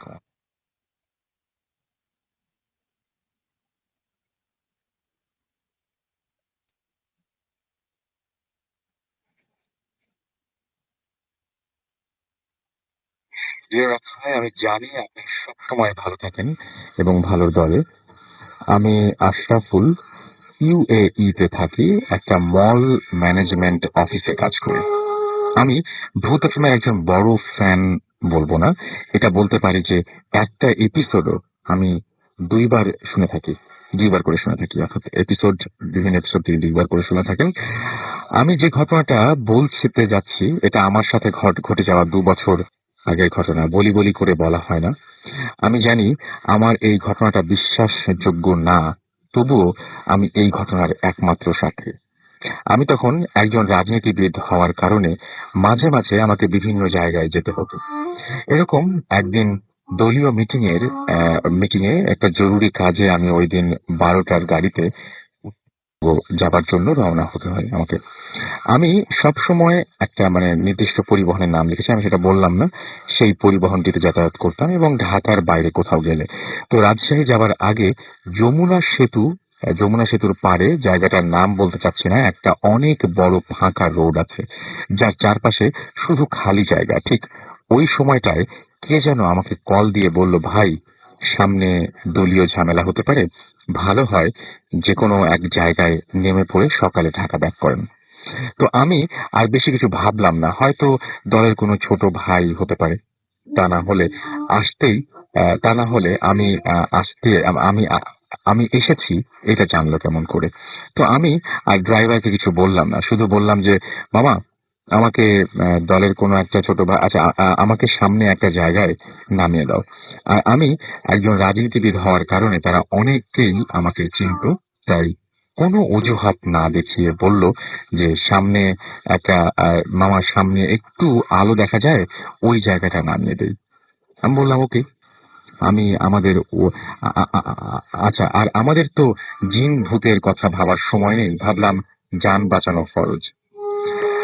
তো আশেপাশে কিছু দেখতে পেলাম না, শুধু একটাই বাড়ি ছাড়া। আমি একজন চেইন স্মোকার, তাই সব সময় স্মোক করতে হয় আমাকে। তো একটা সিগারেট জ্বালিয়ে ওই সিগারেটটার দিকে, ওই বাড়িটার দিকে হাঁটা শুরু করলাম এবং ওই বাড়িটার সামনে যেতে একজন মহিলা আমাকে এসে বললেন যে আপনি ঢাকা থেকে এসেছেন নাকি। আমি খুব সন্দেহ হলো যে ওই মহিলার কথা শুনে যে এত রাতে এখানে সে কি করছে এই মহিলা। ভাবলাম যে কিছু ভাবলাম যে যা কিছু আছে সবকিছুই কি হারাবো নাকি। যাই হোক, এসে যখন পড়েছি তখন দেখা যাক কি করা যায়। তা আমি বেশি কথা না বলে বাড়িয়ে বললাম যে আমি আমি আমি না না বাড়িয়ে আমি বললাম যে জি হ্যাঁ, কারণ এই রাতের বেলায় একটু ম্যানেজ করে নিতে হবে, নইলে বিপদ। তো ওই মহিলা তার 2 ছেলে এবং 1 মেয়েকে ডাকলো এবং বলল যে বাসায় মেহমান এসছে মামা, তোদের মামা। আমি তো ভাবলাম যে গ্রামের মানুষ, তাই এইরকম মানে এত সহজে আপন করে নিয়েছে, ইটস ওকে। তারপর যে বড় ছেলেটা, তার বয়স হবে 14 কি 15, এবং ছোট ছেলে তার বয়স হবে 10 কি 12, মেয়েটার বয়স 6 কি 7। বলে রাখা ভালো যে আমি যখন বাস থেকে নামছিলাম তখন রাত 3:30 কি পৌনে 4 হবে। তারা আমাকে যথেষ্ট সমাদর করতে লাগলো, যেমন মনে হলো যে আমি ওদের আসল মামা। তারা আমার জন্য মুরগি জবাই করলো, কিন্তু অবাক করা বিষয় লাগলো যে আমার আমার কাছে যেটা, সেটা হচ্ছে সবকিছুই রেডি করা ছিল, মনে হচ্ছে যেন আমারই অপেক্ষায় ছিল সবকিছু। সবকিছু মিলিয়ে যেন 20 মিনিটের মাঝে খাবার দাবার সবকিছু রেডি। এবার খাবার খেলাম শুধু আমি একাই। তারা খেলো না, বলল যে রাতে তারা খেয়েছে। আর খাবারগুলো এত সুস্বাদু ছিল যে সাধারণত এরকম খাবার পাওয়া যায় না। আমি কিছুই বুঝতে পারলাম না। আমি কিছু বলতে পারলাম না তাদের এত আবেগ দেখে। বাট আসল ঘটনা যখন ঘটলো ভাবলাম ভোর তো হয়েই আসলো, এবার ঢাকা ব্যাক করা যাক। তো তাদের কাছ থেকে বিদায় নিলাম এবং তারা আমাকে আবার আসার নিমন্ত্রণ করলো। মনে মনে ভাবলাম যাক, বাঁচা গেল, সব ঠিকঠাক আছে। আমি যে কোনো যানবাহনের আশায় ছিলাম, এবং তো কোনো কিছু না দেখতে পেয়ে ওই মহিলাকে জিজ্ঞেস করলাম যে গাড়ির কি ব্যবস্থা। তো তিনি বলল যে এখান থেকে ভটভটি ছাড়া কোনো লোকাল কোনো কিছু পাওয়া যায় না, এবং এই জায়গাটা কোনো কিছু পাওয়া যায় না। তো আবার ভটভটি ছিল মিষ্টির জায়গায় এক ধরনের গাড়ি, এবং সেই ভটভটির জন্য অপেক্ষা। অনেকক্ষণ পরে একটা বুড়ো যে লোক, সে হচ্ছে ভটভটি নিয়ে আসলো এবং বলল যে এইখানে আমি কি করি, এটা তিনি জিজ্ঞেস করেন এবং রীতিমতো প্রশ্ন করার মতো করে তিনি জিজ্ঞেস করেন, খুব বিস্ময় নিয়ে। আমি ভাবলাম যে ঢাকা থেকে এসেছি তো মনে হয় এই জন্য একটু অবাক হচ্ছে, বাট ব্যাপারটা তা না। সে আমাকে আবার যখন বলল যে এই কালী মন্দিরে এত রাতে আপনি করেনটা কি, আমি একটু হেসে বললাম যে মামু, এটা মন্দির না, এটা বাসা। সে বলে পিছনে তাকিয়ে দেখেন যে এটা মন্দির নাকি বাসা। তো আমি তাকিয়ে আমি আমি দেখলাম এবং তাকালাম এবং দেখলাম যে সত্যিই তাই। আমি তো সম্পূর্ণ অবাক। তাহলে ওই মহিলাটা গেল কোথায়, এবং বাচ্চা সহ যে মহিলাটি ছিল? আর এইখানে তো কোনো আলোই নেই। তো আমি এতক্ষণ কাদের সাথে ছিলাম, কি খেলাম, আমার ব্যাপারটা মোটেও ভালো লাগছিল না। আর আমি ভাবছিলাম যে ভোর বুঝি হয়ে আসলো। ঠিক তখন আমি ঘড়িটার দিকে তাকিয়ে দেখি রাত 3:30। আমার আবার মোবাইল আমার আমার আমার যে মোবাইল, যে ফোনটা আসছিল, আমি চেক করি ওই সময়, এবং আমি আমার কল লগে যে দেখি যে সেখানে কোনো রেকর্ডই নাই। তখন আমি এইগুলো ভাবতে ভাবতে ঠিক সামনে যখন তাকাই তখন দেখি কোনো ভটভটি বা কোনো মানুষ, মানে সেরকম কোনো কিছুই নাই। আমি বুঝে ওঠার আগেই আমার বডিটা যেন মানে ফ্রিজ হয়ে গেল, আর আমি আমার চোখ বন্ধ করে সূরা পড়তে থাকলাম। তখন আমার মনে হচ্ছিল যেন আমি ওই মহিলা আমার পাশে দাঁড়িয়ে তার বাচ্চাদের সাথে কি যেন বিড়বিড় করে বলছে। আমি ভাবলাম এইবার আমাকে দৌড় দিতে হবে, নইলে আমি শেষ। যেই চোখটা খুললাম তখন দেখি আমি হসপিটালে, আমার পাশে আমার সেই সব রাজনীতি যারা করে একসাথে, তারা সেই সমস্ত বন্ধুরা। আমি জানতে চাইলে তারা যেন আমাকে কিডন্যাপ করে নিয়ে যায় এবং ওই মন্দিরের সামনে হাত পা বেঁধে ফেলে রেখে যায়। বাট আমি এই ঘটনাটা কারোর সাথে শেয়ার করতে পারিনি, কারণ কেউ কাউকে বললে হয়তোবা ক্যারিয়ারের প্রবলেম হতে পারে। আর আমি আগেই তো বলেছি যে এটা বিশ্বাস করার মতো না। এই ছিল আমার ঘটনা। যদি ভালো লাগে তাহলে পড়ে শোনাবেন। যাই হোক, এই ছিল ঘটনা, এবং তিনি পাঠিয়েছেন দুবাই UAE থেকে এই ঘটনাটি। আপনাকে অনেক ধন্যবাদ আপনার ঘটনা পাঠানোর জন্য। আমরা কিছু SMS পড়বো এবং SMS পড়ে আবারও ঘটনায় যাবো। এনাম আমাদেরকে SMS করেছেন বংশাল থেকে, এবং আমাদেরকে জসিম গাজীপুর থেকে SMS করেছেন, নাসির হামিম আলমগীর মিরপুর 14 থেকে আমাদের SMS করেছেন, জামিলুল্লাহ মুস্তাফা, হাসান আলী খান আমাদের SMS করেছেন, SMS করেছেন রাব্বানি জুরাইন মার্কেট থেকে, আমাদেরকে এছাড়াও এসএমএস করেছেন মিষ্টি, শাহবাগ থেকে এসএমএস পাঠিয়েছেন এবং তিনি বলছেন ভূত এফএম তার কাছে অনেক অনেক ইন্টারেস্টিং লাগে। আমাদেরকে এছাড়াও এসএমএস করেছেন রতন খুলনা তুতপাড়া থেকে।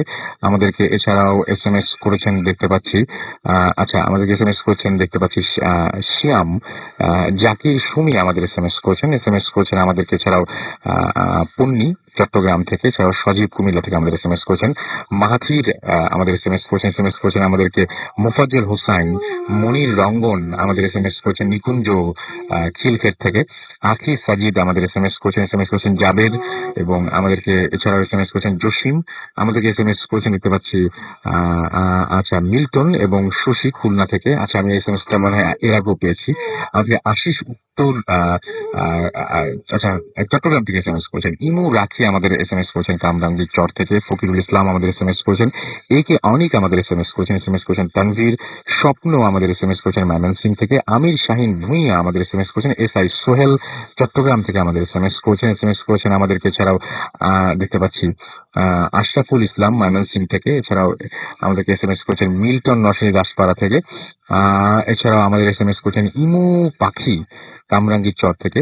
আরো অনেকে এসএমএস করেছেন। আপনি যদি এসএমএস করতে চান তাহলে মোবাইলের মেসেজ আছে গিয়ে টাইপ করুন 40FORTI স্পেস দিয়ে লিখুন আপনার নাম, স্পেস দিয়ে আপনার মেসেজ পাঠিয়ে দিন 9840 নাম্বারে।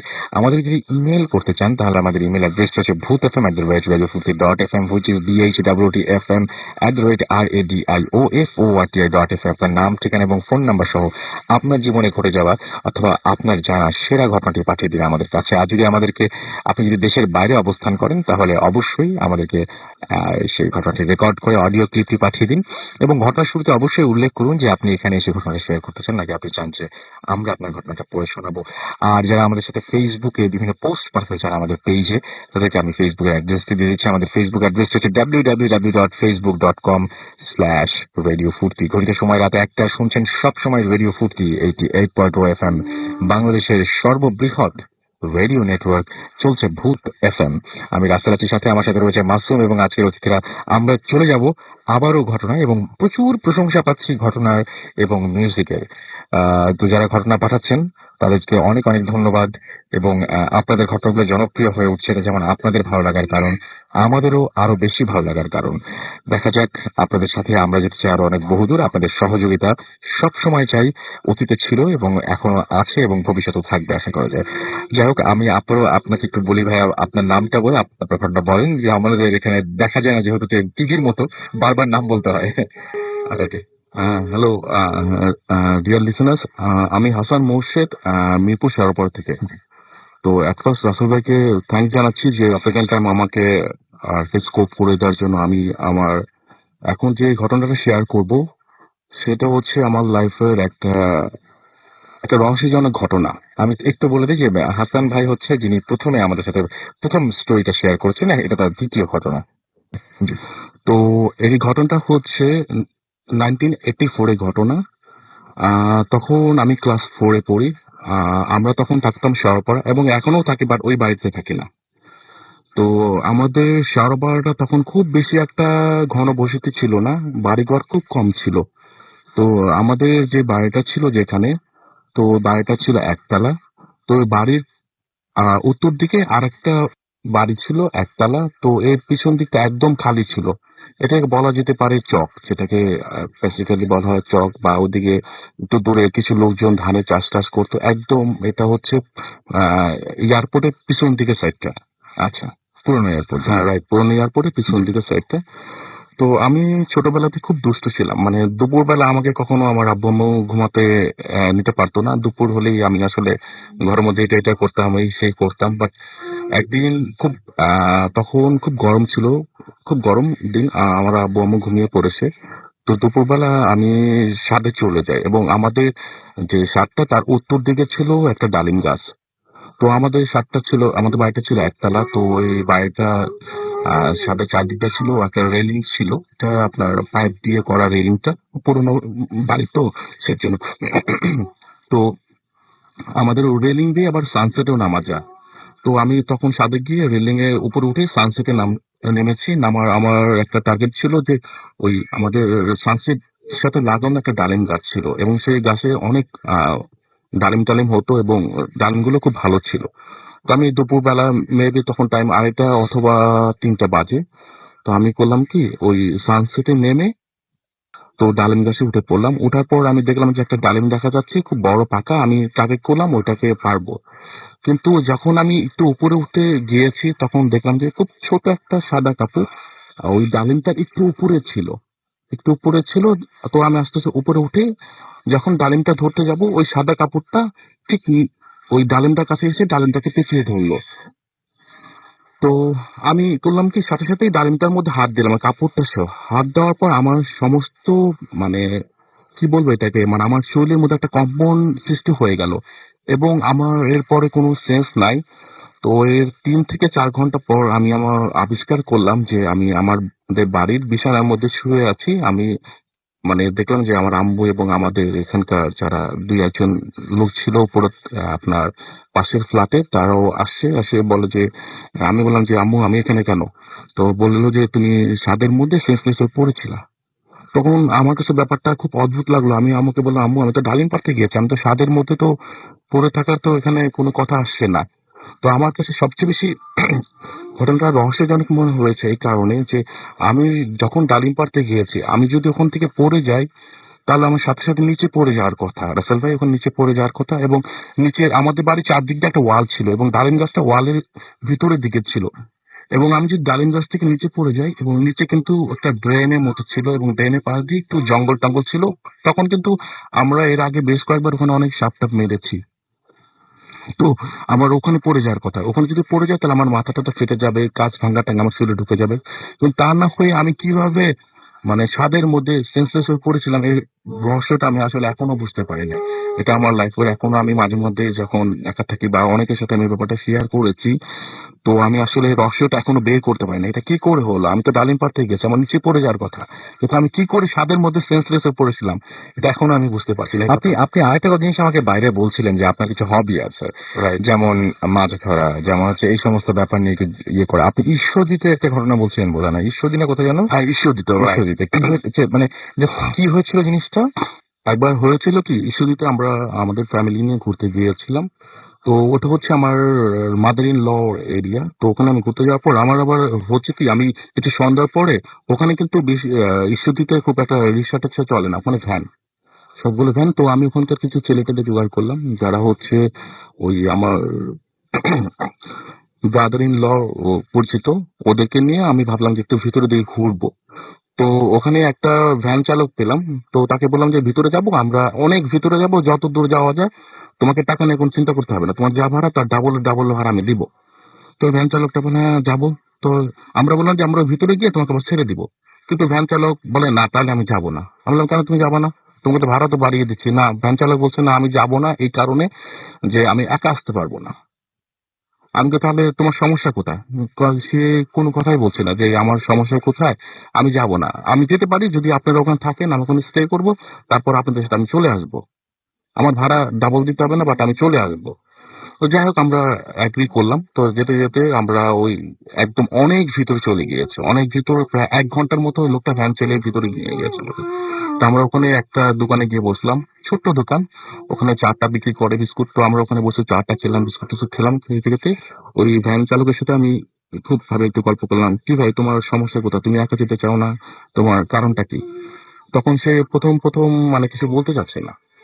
তো তাকে খুব রিকোয়েস্ট করতে সে বললো যে ভাই আমি আগে একটা জায়গার নাম হলো চলনবিল, সে ওখানে মাছটা ধরতো, সে বেসিক্যালি জেলে। তো সে যেটা বললো যে সে যখন মাছ ধরতেও মানে একদিন রাতের বেলা খুব বৃষ্টি হচ্ছিল, সে বৃষ্টির সময় সে মাছ ধরতে যায় এবং সেই সময় বলে ভালো মাছ পাওয়া যায়, সে যেটা আমাকে বললো। সে মাছ ধরতে গিয়েছে, যার পর সে দেখে কি ওখানে খুব বেশি একটা লোক নেয় মাছ ধরার জন্য। তো তার সাথে আর একটা লোক ছিল। তো সে যখন মাছ ধরছে প্রচুর পরিমাণ সে মাছ পেয়েছে, তার পাতিল টাতিল একদম ভরে গিয়েছে।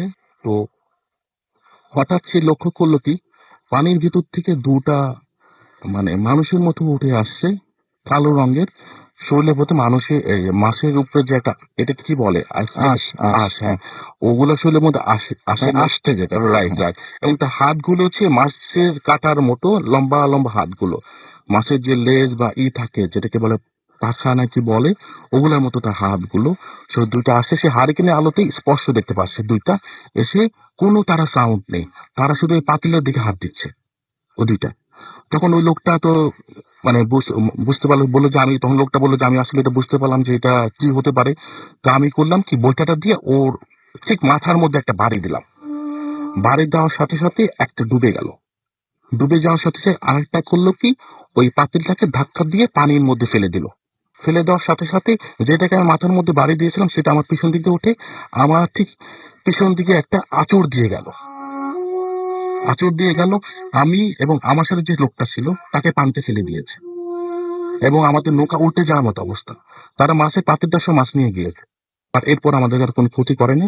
এই ভয়টা পাওয়ার পরে আমি আর কখনো, ওই লোকটা বলে যে আমি আর কখনো ওই মাছ ধরতে যাইনি, এবং আমি মাছ ধরা ছেড়ে দিয়েছি। আমি আমার লাইফে যে ভয়টা পেয়েছি, এটা আসলে আমি অনেকের সাথে কথা বলেছি, অনেকে আমাকে আর মাছ ধরতে নিষেধ করেছে, সেদিন আমাকে আল্লাহ আমাকে বাঁচিয়ে দিয়েছেন, ও লোকটা বললো। এরপর তো আমি ওখানে যাই না, আমি এখানে এসে।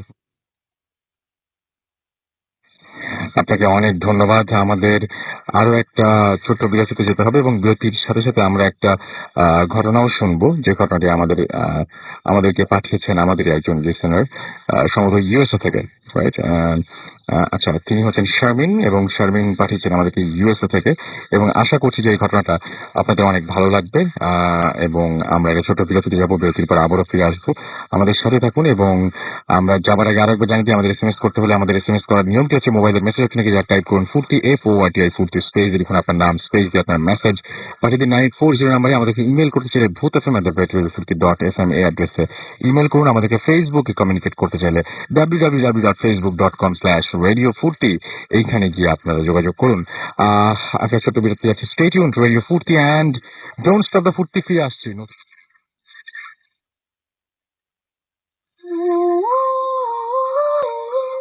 হাই লিসনার্স, আমি মেহরাব খান। তো আমি সরাসরি আমার ঘটনায় চলে যাচ্ছি। জি প্লিজ। আমি এখন যে ঘটনাটি বলবো, এটি আমার বড় আপুর কাছ থেকে শোনা। আমার বড় আপু ফ্রান্সের প্যারিসে থাকেন। সেখানে ওনার এক বাঙালি কলিগের কাছ থেকে তিনি সেই ঘটনাটি শুনতে পান, এবং উম, তার বাঙালি কলিগটির নাম হলো ডলি। ডলি আপু আজ থেকে 12 বছর আগে ইউকে ব্ল্যাকলি ফরেস্ট এরিয়ার পাশে কোন এক আবাসিক এলাকায় থাকতেন। সেখানে তিনি যে বাড়িতে উঠছেন সেটি ফ্যাবিও ভিলা। সেই ফ্যাবিও ভিলায় আহ, এক ইংরেজ দম্পতির সাথে উনি থাকতেন। সেই ইংরেজ দম্পতি ওই বাড়িটি নতুন কিনেছিল, মূলত তারা একসাথে সেই বাড়িতে উঠেছিল। প্রথম কয়েকদিন ভালোই কাটছিল। একদিন সন্ধ্যায় ইংরেজ মহিলাটি এবং ডলি আপু তাদের রুমে বসে গল্প করছিল। হঠাৎ করে ওনারা শুনতে পেলেন একটি প্রচন্ড জোরে শব্দ, যে শব্দটি আমি সরি, আমি একটু ভুল করেছি। আমি প্রথমে সে বাড়িটিকে বৃত্তান্ত দিতে চাচ্ছিলাম। সেই বাড়িটিতে 4টি রুম। একটি রুমে ডলি আপু থাকতো, একটি রুমে সে ইংরেজ দম্পতি, আর আরেকটি রুম ডাইনিং স্পেস ছিল তার। সেই রুমটি ক্রস করে যেতে হতো স্টোর রুমে। তো সেই শব্দটি আসছিল স্টোর রুম থেকে, এবং দুইজনই অবাক হন এবং দ্রুত স্টোর রুমের দিকে যান। ওনারা সেখানে গিয়ে যা দেখতে পান যে স্টোর রুমের জানালাটি খোলা, কিন্তু আশ্চর্যজনক ব্যাপার, স্টোর রুমটি আগে থেকেই বন্ধ ছিল, এবং এটি খোলার কোনো প্রশ্নই আসে না। যাই হোক, ইংরেজ ভদ্রমহিলা সেই জানালাটি বন্ধ করেন এবং উনি ওনার রুমে ফিরে আসেন। দুজন আবার গল্প করতে থাকেন। কিছুক্ষণ পরে ঠিক একই ঘটনা ঘটে।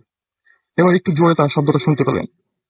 দুজন চমকে গেলেন, একজন আরেকজনের দিকে তাকিয়ে থাকলেন, এবং ওনারা আবার সেই স্টোর রুমে গেলেন।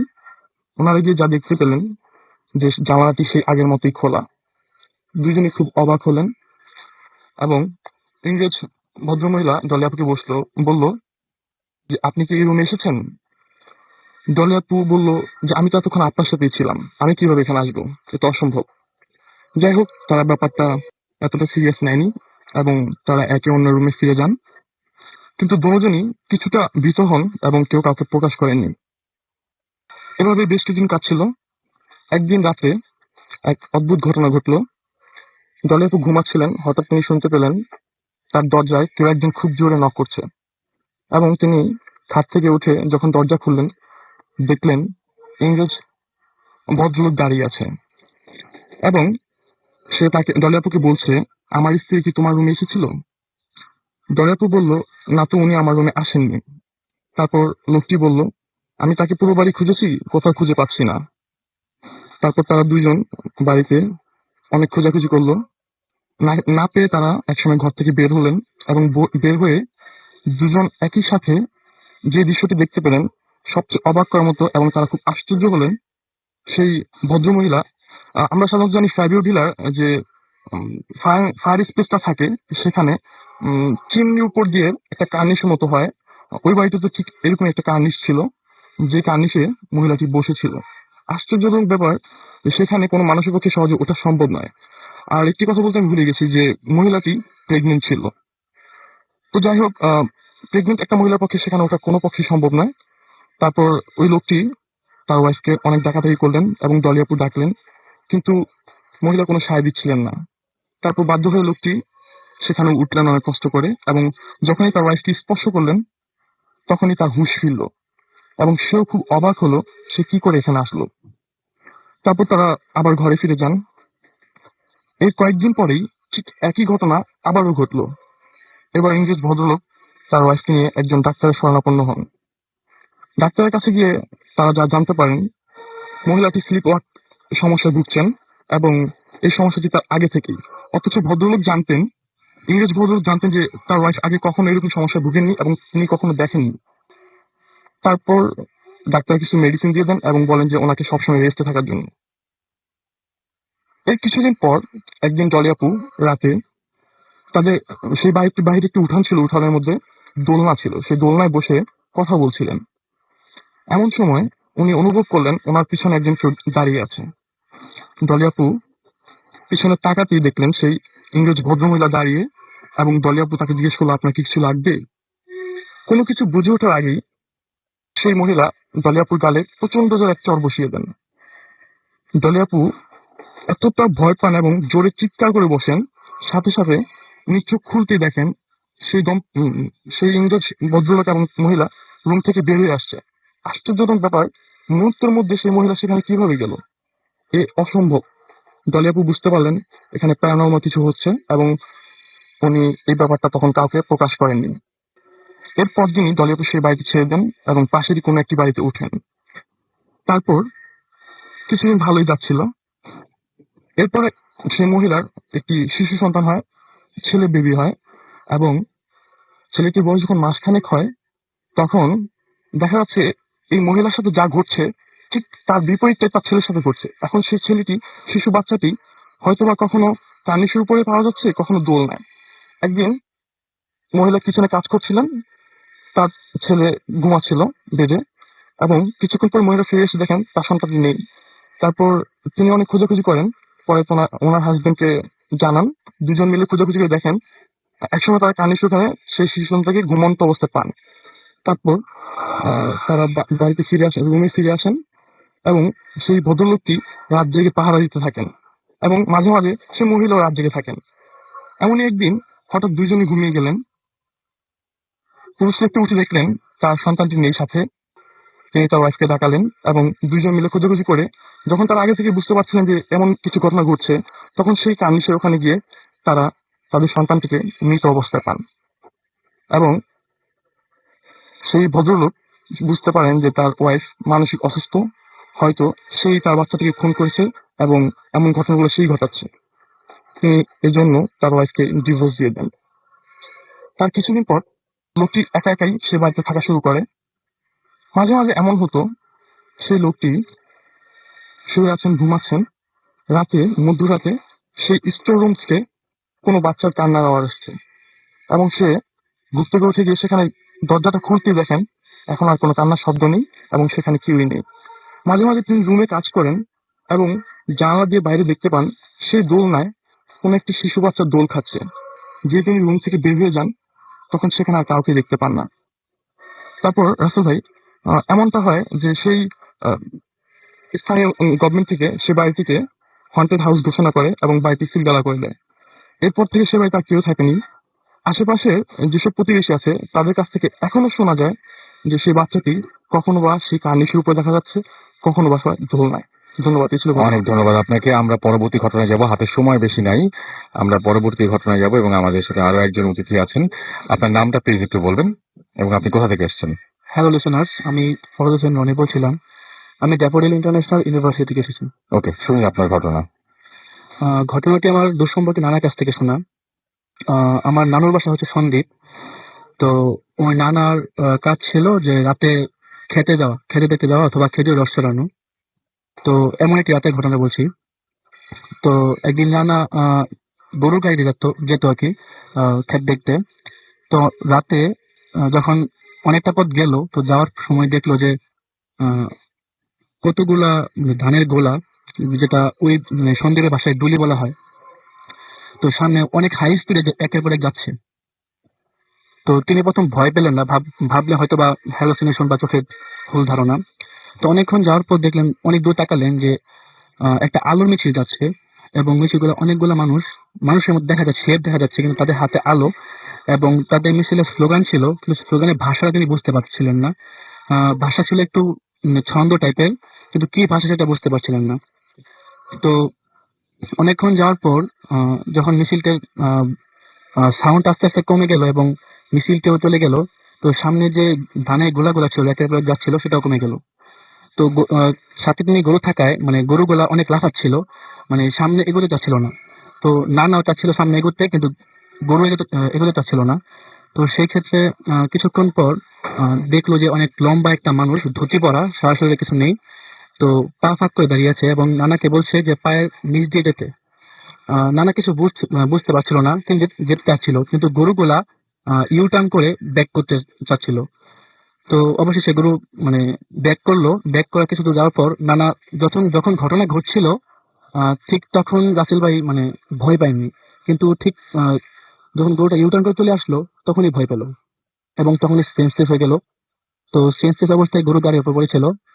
তো সকালে যখন উঠলেন তখন দেখলেন যে তিনি গরুর গাড়ির উপর পড়ে আছেন। তো বাসায় গেলেন, বাসায় গিয়ে কাউকে কিছু বললেন না। তো কিছুদিন পরে হুজুরকে বললেন। তো হুজুর যেভাবে বর্ণনা দিল ঘটনাটার, তো এই ঘটনা ছিল যে ওই ওই আলোর বিষয়টা ছিল হয়তো জিনের, কোনো হিন্দু জিন সম্পত্তির। তো ওই হিন্দু জিন হয়তো কেউ মারা গেছে, তাদের সৎকারের জন্য নিয়ে যেতে চাচ্ছিল। এবং ওই আহ, যে লম্বা লোকগুলো ছিল, সে আসলে বাধা দিচ্ছিল যাতে না যায়, এবং নানা বারবার যেতে যাচ্ছিল দেখে তাদের ডিস্টার্ব হচ্ছিল, এবং সে চাচ্ছিল শাস্তি স্বরূপ ওই পায়ের ফাঁক দিয়ে যাক, এবং পায়ের ফাঁক দিয়ে গেলে হয়তো বা তার নানার মৃত্যু হতে পারতো। আপনাকে অনেক ধন্যবাদ। আমাদের ছোট্ট একটা বিরতিতে যেতে হবে এবং বিরতির পরে আমরা আবারও ফিরে আসবো। সো কোথাও যাবেন না, আমাদের সাথে থাকুন। স্টে টিউন টু রেডিও ফুর্তি অ্যান্ড ডোন্ট স্টপ দ্য ফুর্তি। ভূত FM, the night comes alive.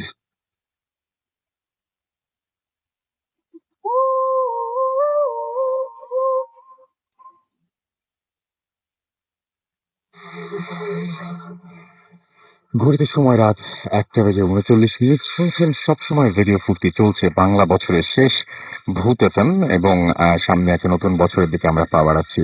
আমি হচ্ছে ফেসবুকে অনেকেই পোস্ট পাঠিয়েছেন বিভিন্ন ধরনের, এবং আমাদের পেজে গিয়ে www.facebook.com/রেডিও ফুর্তি, এখানে গিয়ে অনেকে অনেক কিছু লিখছেন।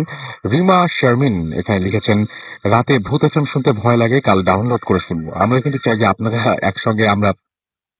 একসঙ্গে যদি থাকতেন তাহলে আরো বেশি ভালো হতো, এবং লাইভ শোনার যে মজা, সেটা ডাউনলোড করে শোনার মজা কিন্তু মানে পুরোটাই ডিফারেন্ট। আমাকে নাদিয়া মিম, তিনি অনেক আগে অবশ্য পোস্টটা পাঠিয়েছিলেন। তিনি লিখেছেন যে ওয়েট করছেন তিনি ভূত এফএমের জন্য। নুসরাত জাহান ফারিহা তিনি লিখেছেন যে দিনার ভাইয়ের স্টোরি গুলো ভালো লেগেছে। আমাকে জান্নাত আশা লিখেছেন যে ভূত এফএম আগের মতো তার অতটা জমজমাট মনে হয় না।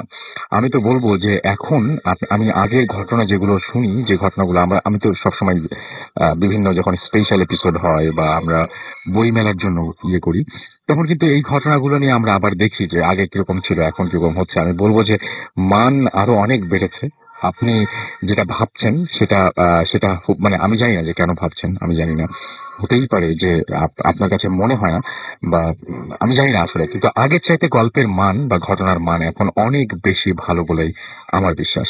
এবং একটা জিনিস খালি চিন্তা করে দেখুন যে আপনি আমরা যে মানুষগুলো আপনাদের প্রথমেই ঘটনা বলতো এবং যাদের ঘটনাগুলো আপনি শিহরিত হয়ে উঠতেন, সেই ঘটনাগুলো সেই মানুষরা এখন বললে হয়তো আপনি ভেবে নিচ্ছেন যে না আগেই ভালো ছিল, কিন্তু তারা কিন্তু এখনো আসছেন, তারা ঘটনা বলছেন। কারণটা কি আপনি জানেন যে কেন আপনার কাছে জমজমাট মনে হয় না? আমাদেরকে বাপ্পি বিশ্বাস, তিনি হচ্ছেন রাসেল ভাই, আমি ওয়েস্ট বেঙ্গল ইন্ডিয়া থেকে লিখছি। বাপ্পি বিশ্বাস বলছে, আমি ভূত এফএম এর খুব বড় ফ্যান। আমাদের এখানে ভূত এফএম এর প্রচুর ফ্যান আছে, তাই প্লিজ এই শোটা আচ্ছা, তিনি সরাসরি শুনতে চান, প্রচার করতে বলেছেন। আর না, সেটা হয়তো সম্ভব হবে না, বাট আপনি আমাদেরকে পছন্দ করেন, আমাদের ঘটনা শুনছেন, এটা জেনে আমার খুব ভালো লাগছে। আজকে আমাদেরকে আমাদেরকে মেঘলা তানজুম লিখেছেন যে আজ ভয়ের দুনিয়াতে হারিয়ে যেতে চাই, চলুন হারিয়ে যাই আমরা। আমাদেরকে এছাড়াও পাভেল আব্বাস লিখেছেন ভয় লাগছে, এবং আরো কিছু পোস্ট তিনি পাঠিয়েছেন যে অসম স্টোরি। আমাদেরকে এছাড়াও মোহাম্মদ শরীফুল ইসলাম, তিনি বলছেন যে মোহাম্মদ শরীফুল ইসলাম আবার লিখেছেন মোহাম্মদ মমিনুল ইসলাম রাজশাহী পলিটেকনিক থেকে, সবার জন্য রইল। তারপর আর লেখেননি। আমাদেরকে আরো অনেকেই এখানে দেখছে পোস্ট পাঠিয়েছেন, আপনারা গিয়ে কিন্তু আমাদের পেজে পোস্ট গুলো পড়তে পারেন, এবং আপনি নিজেও কিন্তু সেখানে বিভিন্ন পোস্ট পাঠাতে পারেন, লিখতে পারেন কেমন লাগছে না লাগছে। আমরা পজিটিভ এবং নেগেটিভ সবকিছুই আপনাদের কাছ থেকে জানতে চাই এবং নিতে চাই, এবং আপনারা যদি কারণটাও লেখেন তাহলে খুব ভালো হয়। আমাদেরকে যেমন নুসরাত জাহান ফারিয়া আবার লিখলেন, সেকেন্ড ইমেলের স্টোরিটা খুব ভয়ঙ্কর ছিল। একটু আগে যিনি লিখেছিলেন আর কি, যে আচ্ছা নুসরাত জাহান ফারিহার আরো একটা এসএমএস ছিল, এবং আচ্ছা না, আমাদেরকে জান্নাত আশা ওটা লিখেছিলেন। ওকে, আমাদেরকে এছাড়াও আরো অনেকেই পোস্টগুলো পাঠিয়েছেন, আপনারা পোস্টগুলো এখানে পড়তে পারেন এবং সেই বিষয়ে আপনাদের মতামত জানাতে পারেন, আমরা খুবই উপকৃত হব। কারণ আপনারা যেরকম পছন্দ করেন সেভাবেই আমরা সাজাতে চাই ভূত FM। আমাদের আরো একজন অতিথি এই মুহূর্তে এখানে আছেন, এবং সেই অতিথির কাছে আমরা তার একটা ঘটনা শুনি। আপনার ঘটনাটা প্লিজ বলবেন, তার আগে আপনার নামটা বলবেন, কোথা থেকে আপনি এসেছেন। হাই লিসনার্স, আমার নাম বিপ্লব, আমি এসেছি শাহজাদপুর থেকে। আমার হোম ডিস্ট্রিক্ট হচ্ছে বরগুনা আমতলী থানা। তো রাসেল ভাই, আমি এখন যে ঘটনাটি শেয়ার করবো সেটা মানে আমার সাথে ঘটে যাওয়া একটি ঘটনা, একটা রিয়েল ঘটনা। এটা ঘটে 2011 সালে। তো আমি লেখাপড়ার কারণে আমাদের শহরেই থাকতাম, আমতলীতে। তো ওই জায়গায় আমি একটা আবাসিক এলাকায় থাকতাম, পল্লবী নাম ওটার। তো আবাসিক এলাকাটা হাইওয়ের পাশে, একটি লেকের পাশে। লেকটা 1.5 কিলোমিটার লম্বা। তো ওই জায়গায় থাকতাম। তো আমার বাইক ড্রাইভ করার অনেক নেশা ছিল। তো সবসময় বাইক ড্রাইভ করতাম সময় পেলে। তো ওইদিনকাও বাইক ড্রাইভ করে আসতেছি ওই রোডটা দিয়ে, আমাদের আবাসিক এলাকার রোডটা দিয়ে। তো হঠাৎ দেখি যে একটা বাসার সামনে অনেকগুলো মানুষ দাঁড়িয়ে আছে, মানে প্রচুর গ্যাদারিং। তো পুলিশের গাড়ি আছে। তো আমি ওই জায়গায় বাইকটা ব্রেক করি। ব্রেক করার পর ওই পুলিশকে জিজ্ঞেস করি যে এই জায়গায় কি হয়েছে।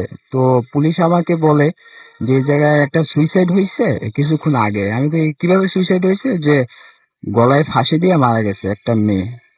তো এর আগে কখনো এরকম দেখা হয় না যে সুইসাইড কিভাবে করে বা গলায় ফাঁসি দিয়ে কিভাবে মারা যায়। তো আমি একটু ইন্টারেস্ট হয়ে আমি ভিতরে যাই। অনেক গ্যাদারিং মানুষ, তারপরও কষ্ট করে যাই। তো এক আঙ্কেলকে জিজ্ঞেস করি যে কোথায় মারা গেছে, আমাকে একটু দেখান তো। তো সবাই দেখতেছে কিন্তু আমি দেখতেছি না। আমি তারপরে উনি আমাকে হাত দিয়ে দেখাই দিল, ওই যে দেখো উপরে ঝুলতেছে। তো রাসেল ভাই, আমি মানে এভাবে দেখবো আশা করি নাই। মানে লাশটা ঝুলতেছে আর মুখ দিয়ে রক্ত বের হইতেছে। তো আমি দেখে একদম শক্ট হয়ে যাই। তো আমি ওই জায়গায় প্রচন্ড ভয় পাই। তো আমি একবারই দেখি, ভালোভাবে দেখার পর আমি ওই জায়গা থেকে আসি। তো দেখার পর আমার শরীরটা একদম ভারী হয়ে যায়। ওই জায়গা থেকে আমি অনেক কষ্ট করে আসি, ভয় পাই, প্রচন্ড ভয় পাই। তো আমি বাইক দিয়ে বাসায় আসি, বাসায় এসে গোসল করি, খাই, তারপরে একটু শুই। শোয়ার পর আমি ঘুমিয়ে যাই। তো সন্ধ্যার সময় আমার ঘুম ভাঙে। ঘুম ভেঙে দেখি আমার গায়ে প্রচন্ড জ্বর, মানে খুবই প্রচন্ড জ্বর। তো আমি আয়নার কাছে যাই, আয়নার কাছে যাই দেখি যে আমার চোখে রক্ত উঠে গেছে। তো আমি নিজের চেহারা দেখে নিজেই ভয় পাই যে এভাবে হইলো কেন। তো আমি আমার 2টা বন্ধুকে ফোন করি। তো ওরা আসে। আসার পর বলতেছে কিভাবে হইলো, আমি বললাম, বিস্তারিত বললাম। তারপর ও বলতেছে যে চলো কিছু ওষুধ টষুধ আনি। তারপর মেডিসিন মেডিসিন খাইলাম, তো কোনো কাজ হইতেছে না। তারপর ও বললো যে এই যে একা থাকা ঠিক হবে না, তুমি আমাদের বাসায় চলো, তুমি তো অনেক অসুস্থ। তো ওদের বাসায় আর কেউ ছিল না, এই জন্য আর কি আমারে বলছিল। তো আমি ওদের বাসায় যেয়ে দেখি যে ওদের বাসায় মেহমান আসছে, তাছাড়া ওদের যে ফ্যামিলি ছিল ওরা বেড়াইতে গেছিল, ওরাও চলে আসছে। তো আমাকে বললো যে আজকে তাহলে তুই আইসা বসছে সবাই, তুমি সামনে থাকো, আমার নানা আছে, নানার পাশে থাকো।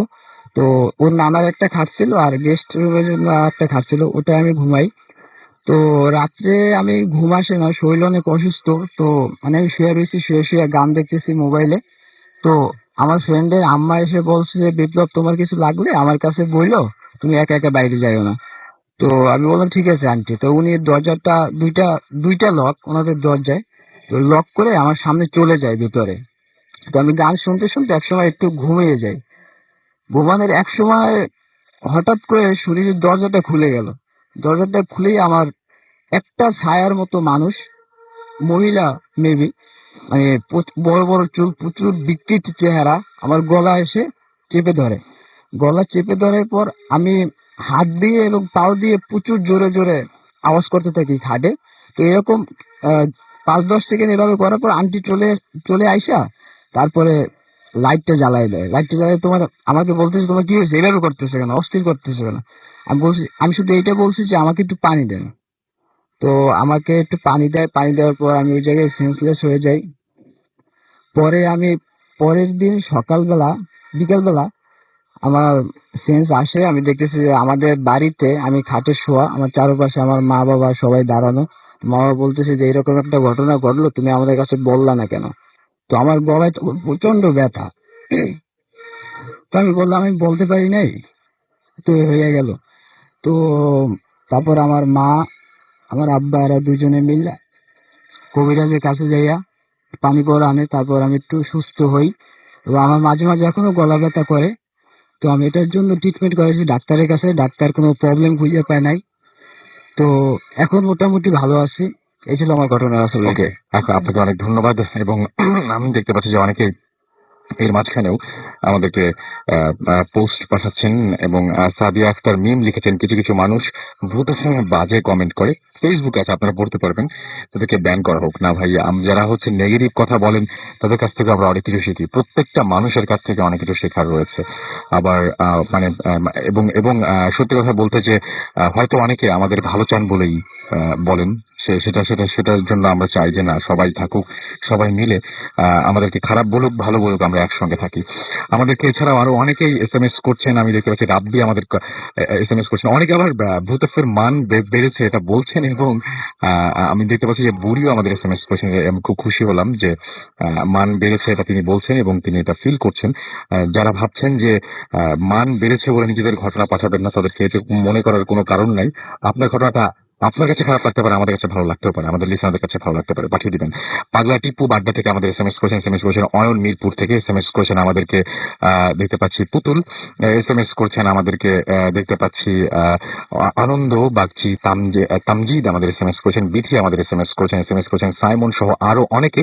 আমরা আরো কিছু এসএমএস পড়ার চেষ্টা করবো, তার আগে আরো একটা ঘটনা আছে আমাদের, ছোট্ট করে শুনে আসি আমরা দিনারের কাছ থেকে। দিনার প্লিজ আপনার সেকেন্ড ঘটনা বলবেন, হাতে একদম সময় কম, বুঝতেই পারছেন। জি রাসেল ভাই, তো আমি এখন যে ঘটনাটি শেয়ার করছি এটা আমার ফ্রেন্ড স্টুডেন্ট তুলি। তুলি আম্মু আমার কাছে শেয়ার করে। তো তুলি আম্মু আমার কাছে ঘটনাটি যেভাবে বলে আমি ঠিক সেভাবে শেয়ার করতেছি।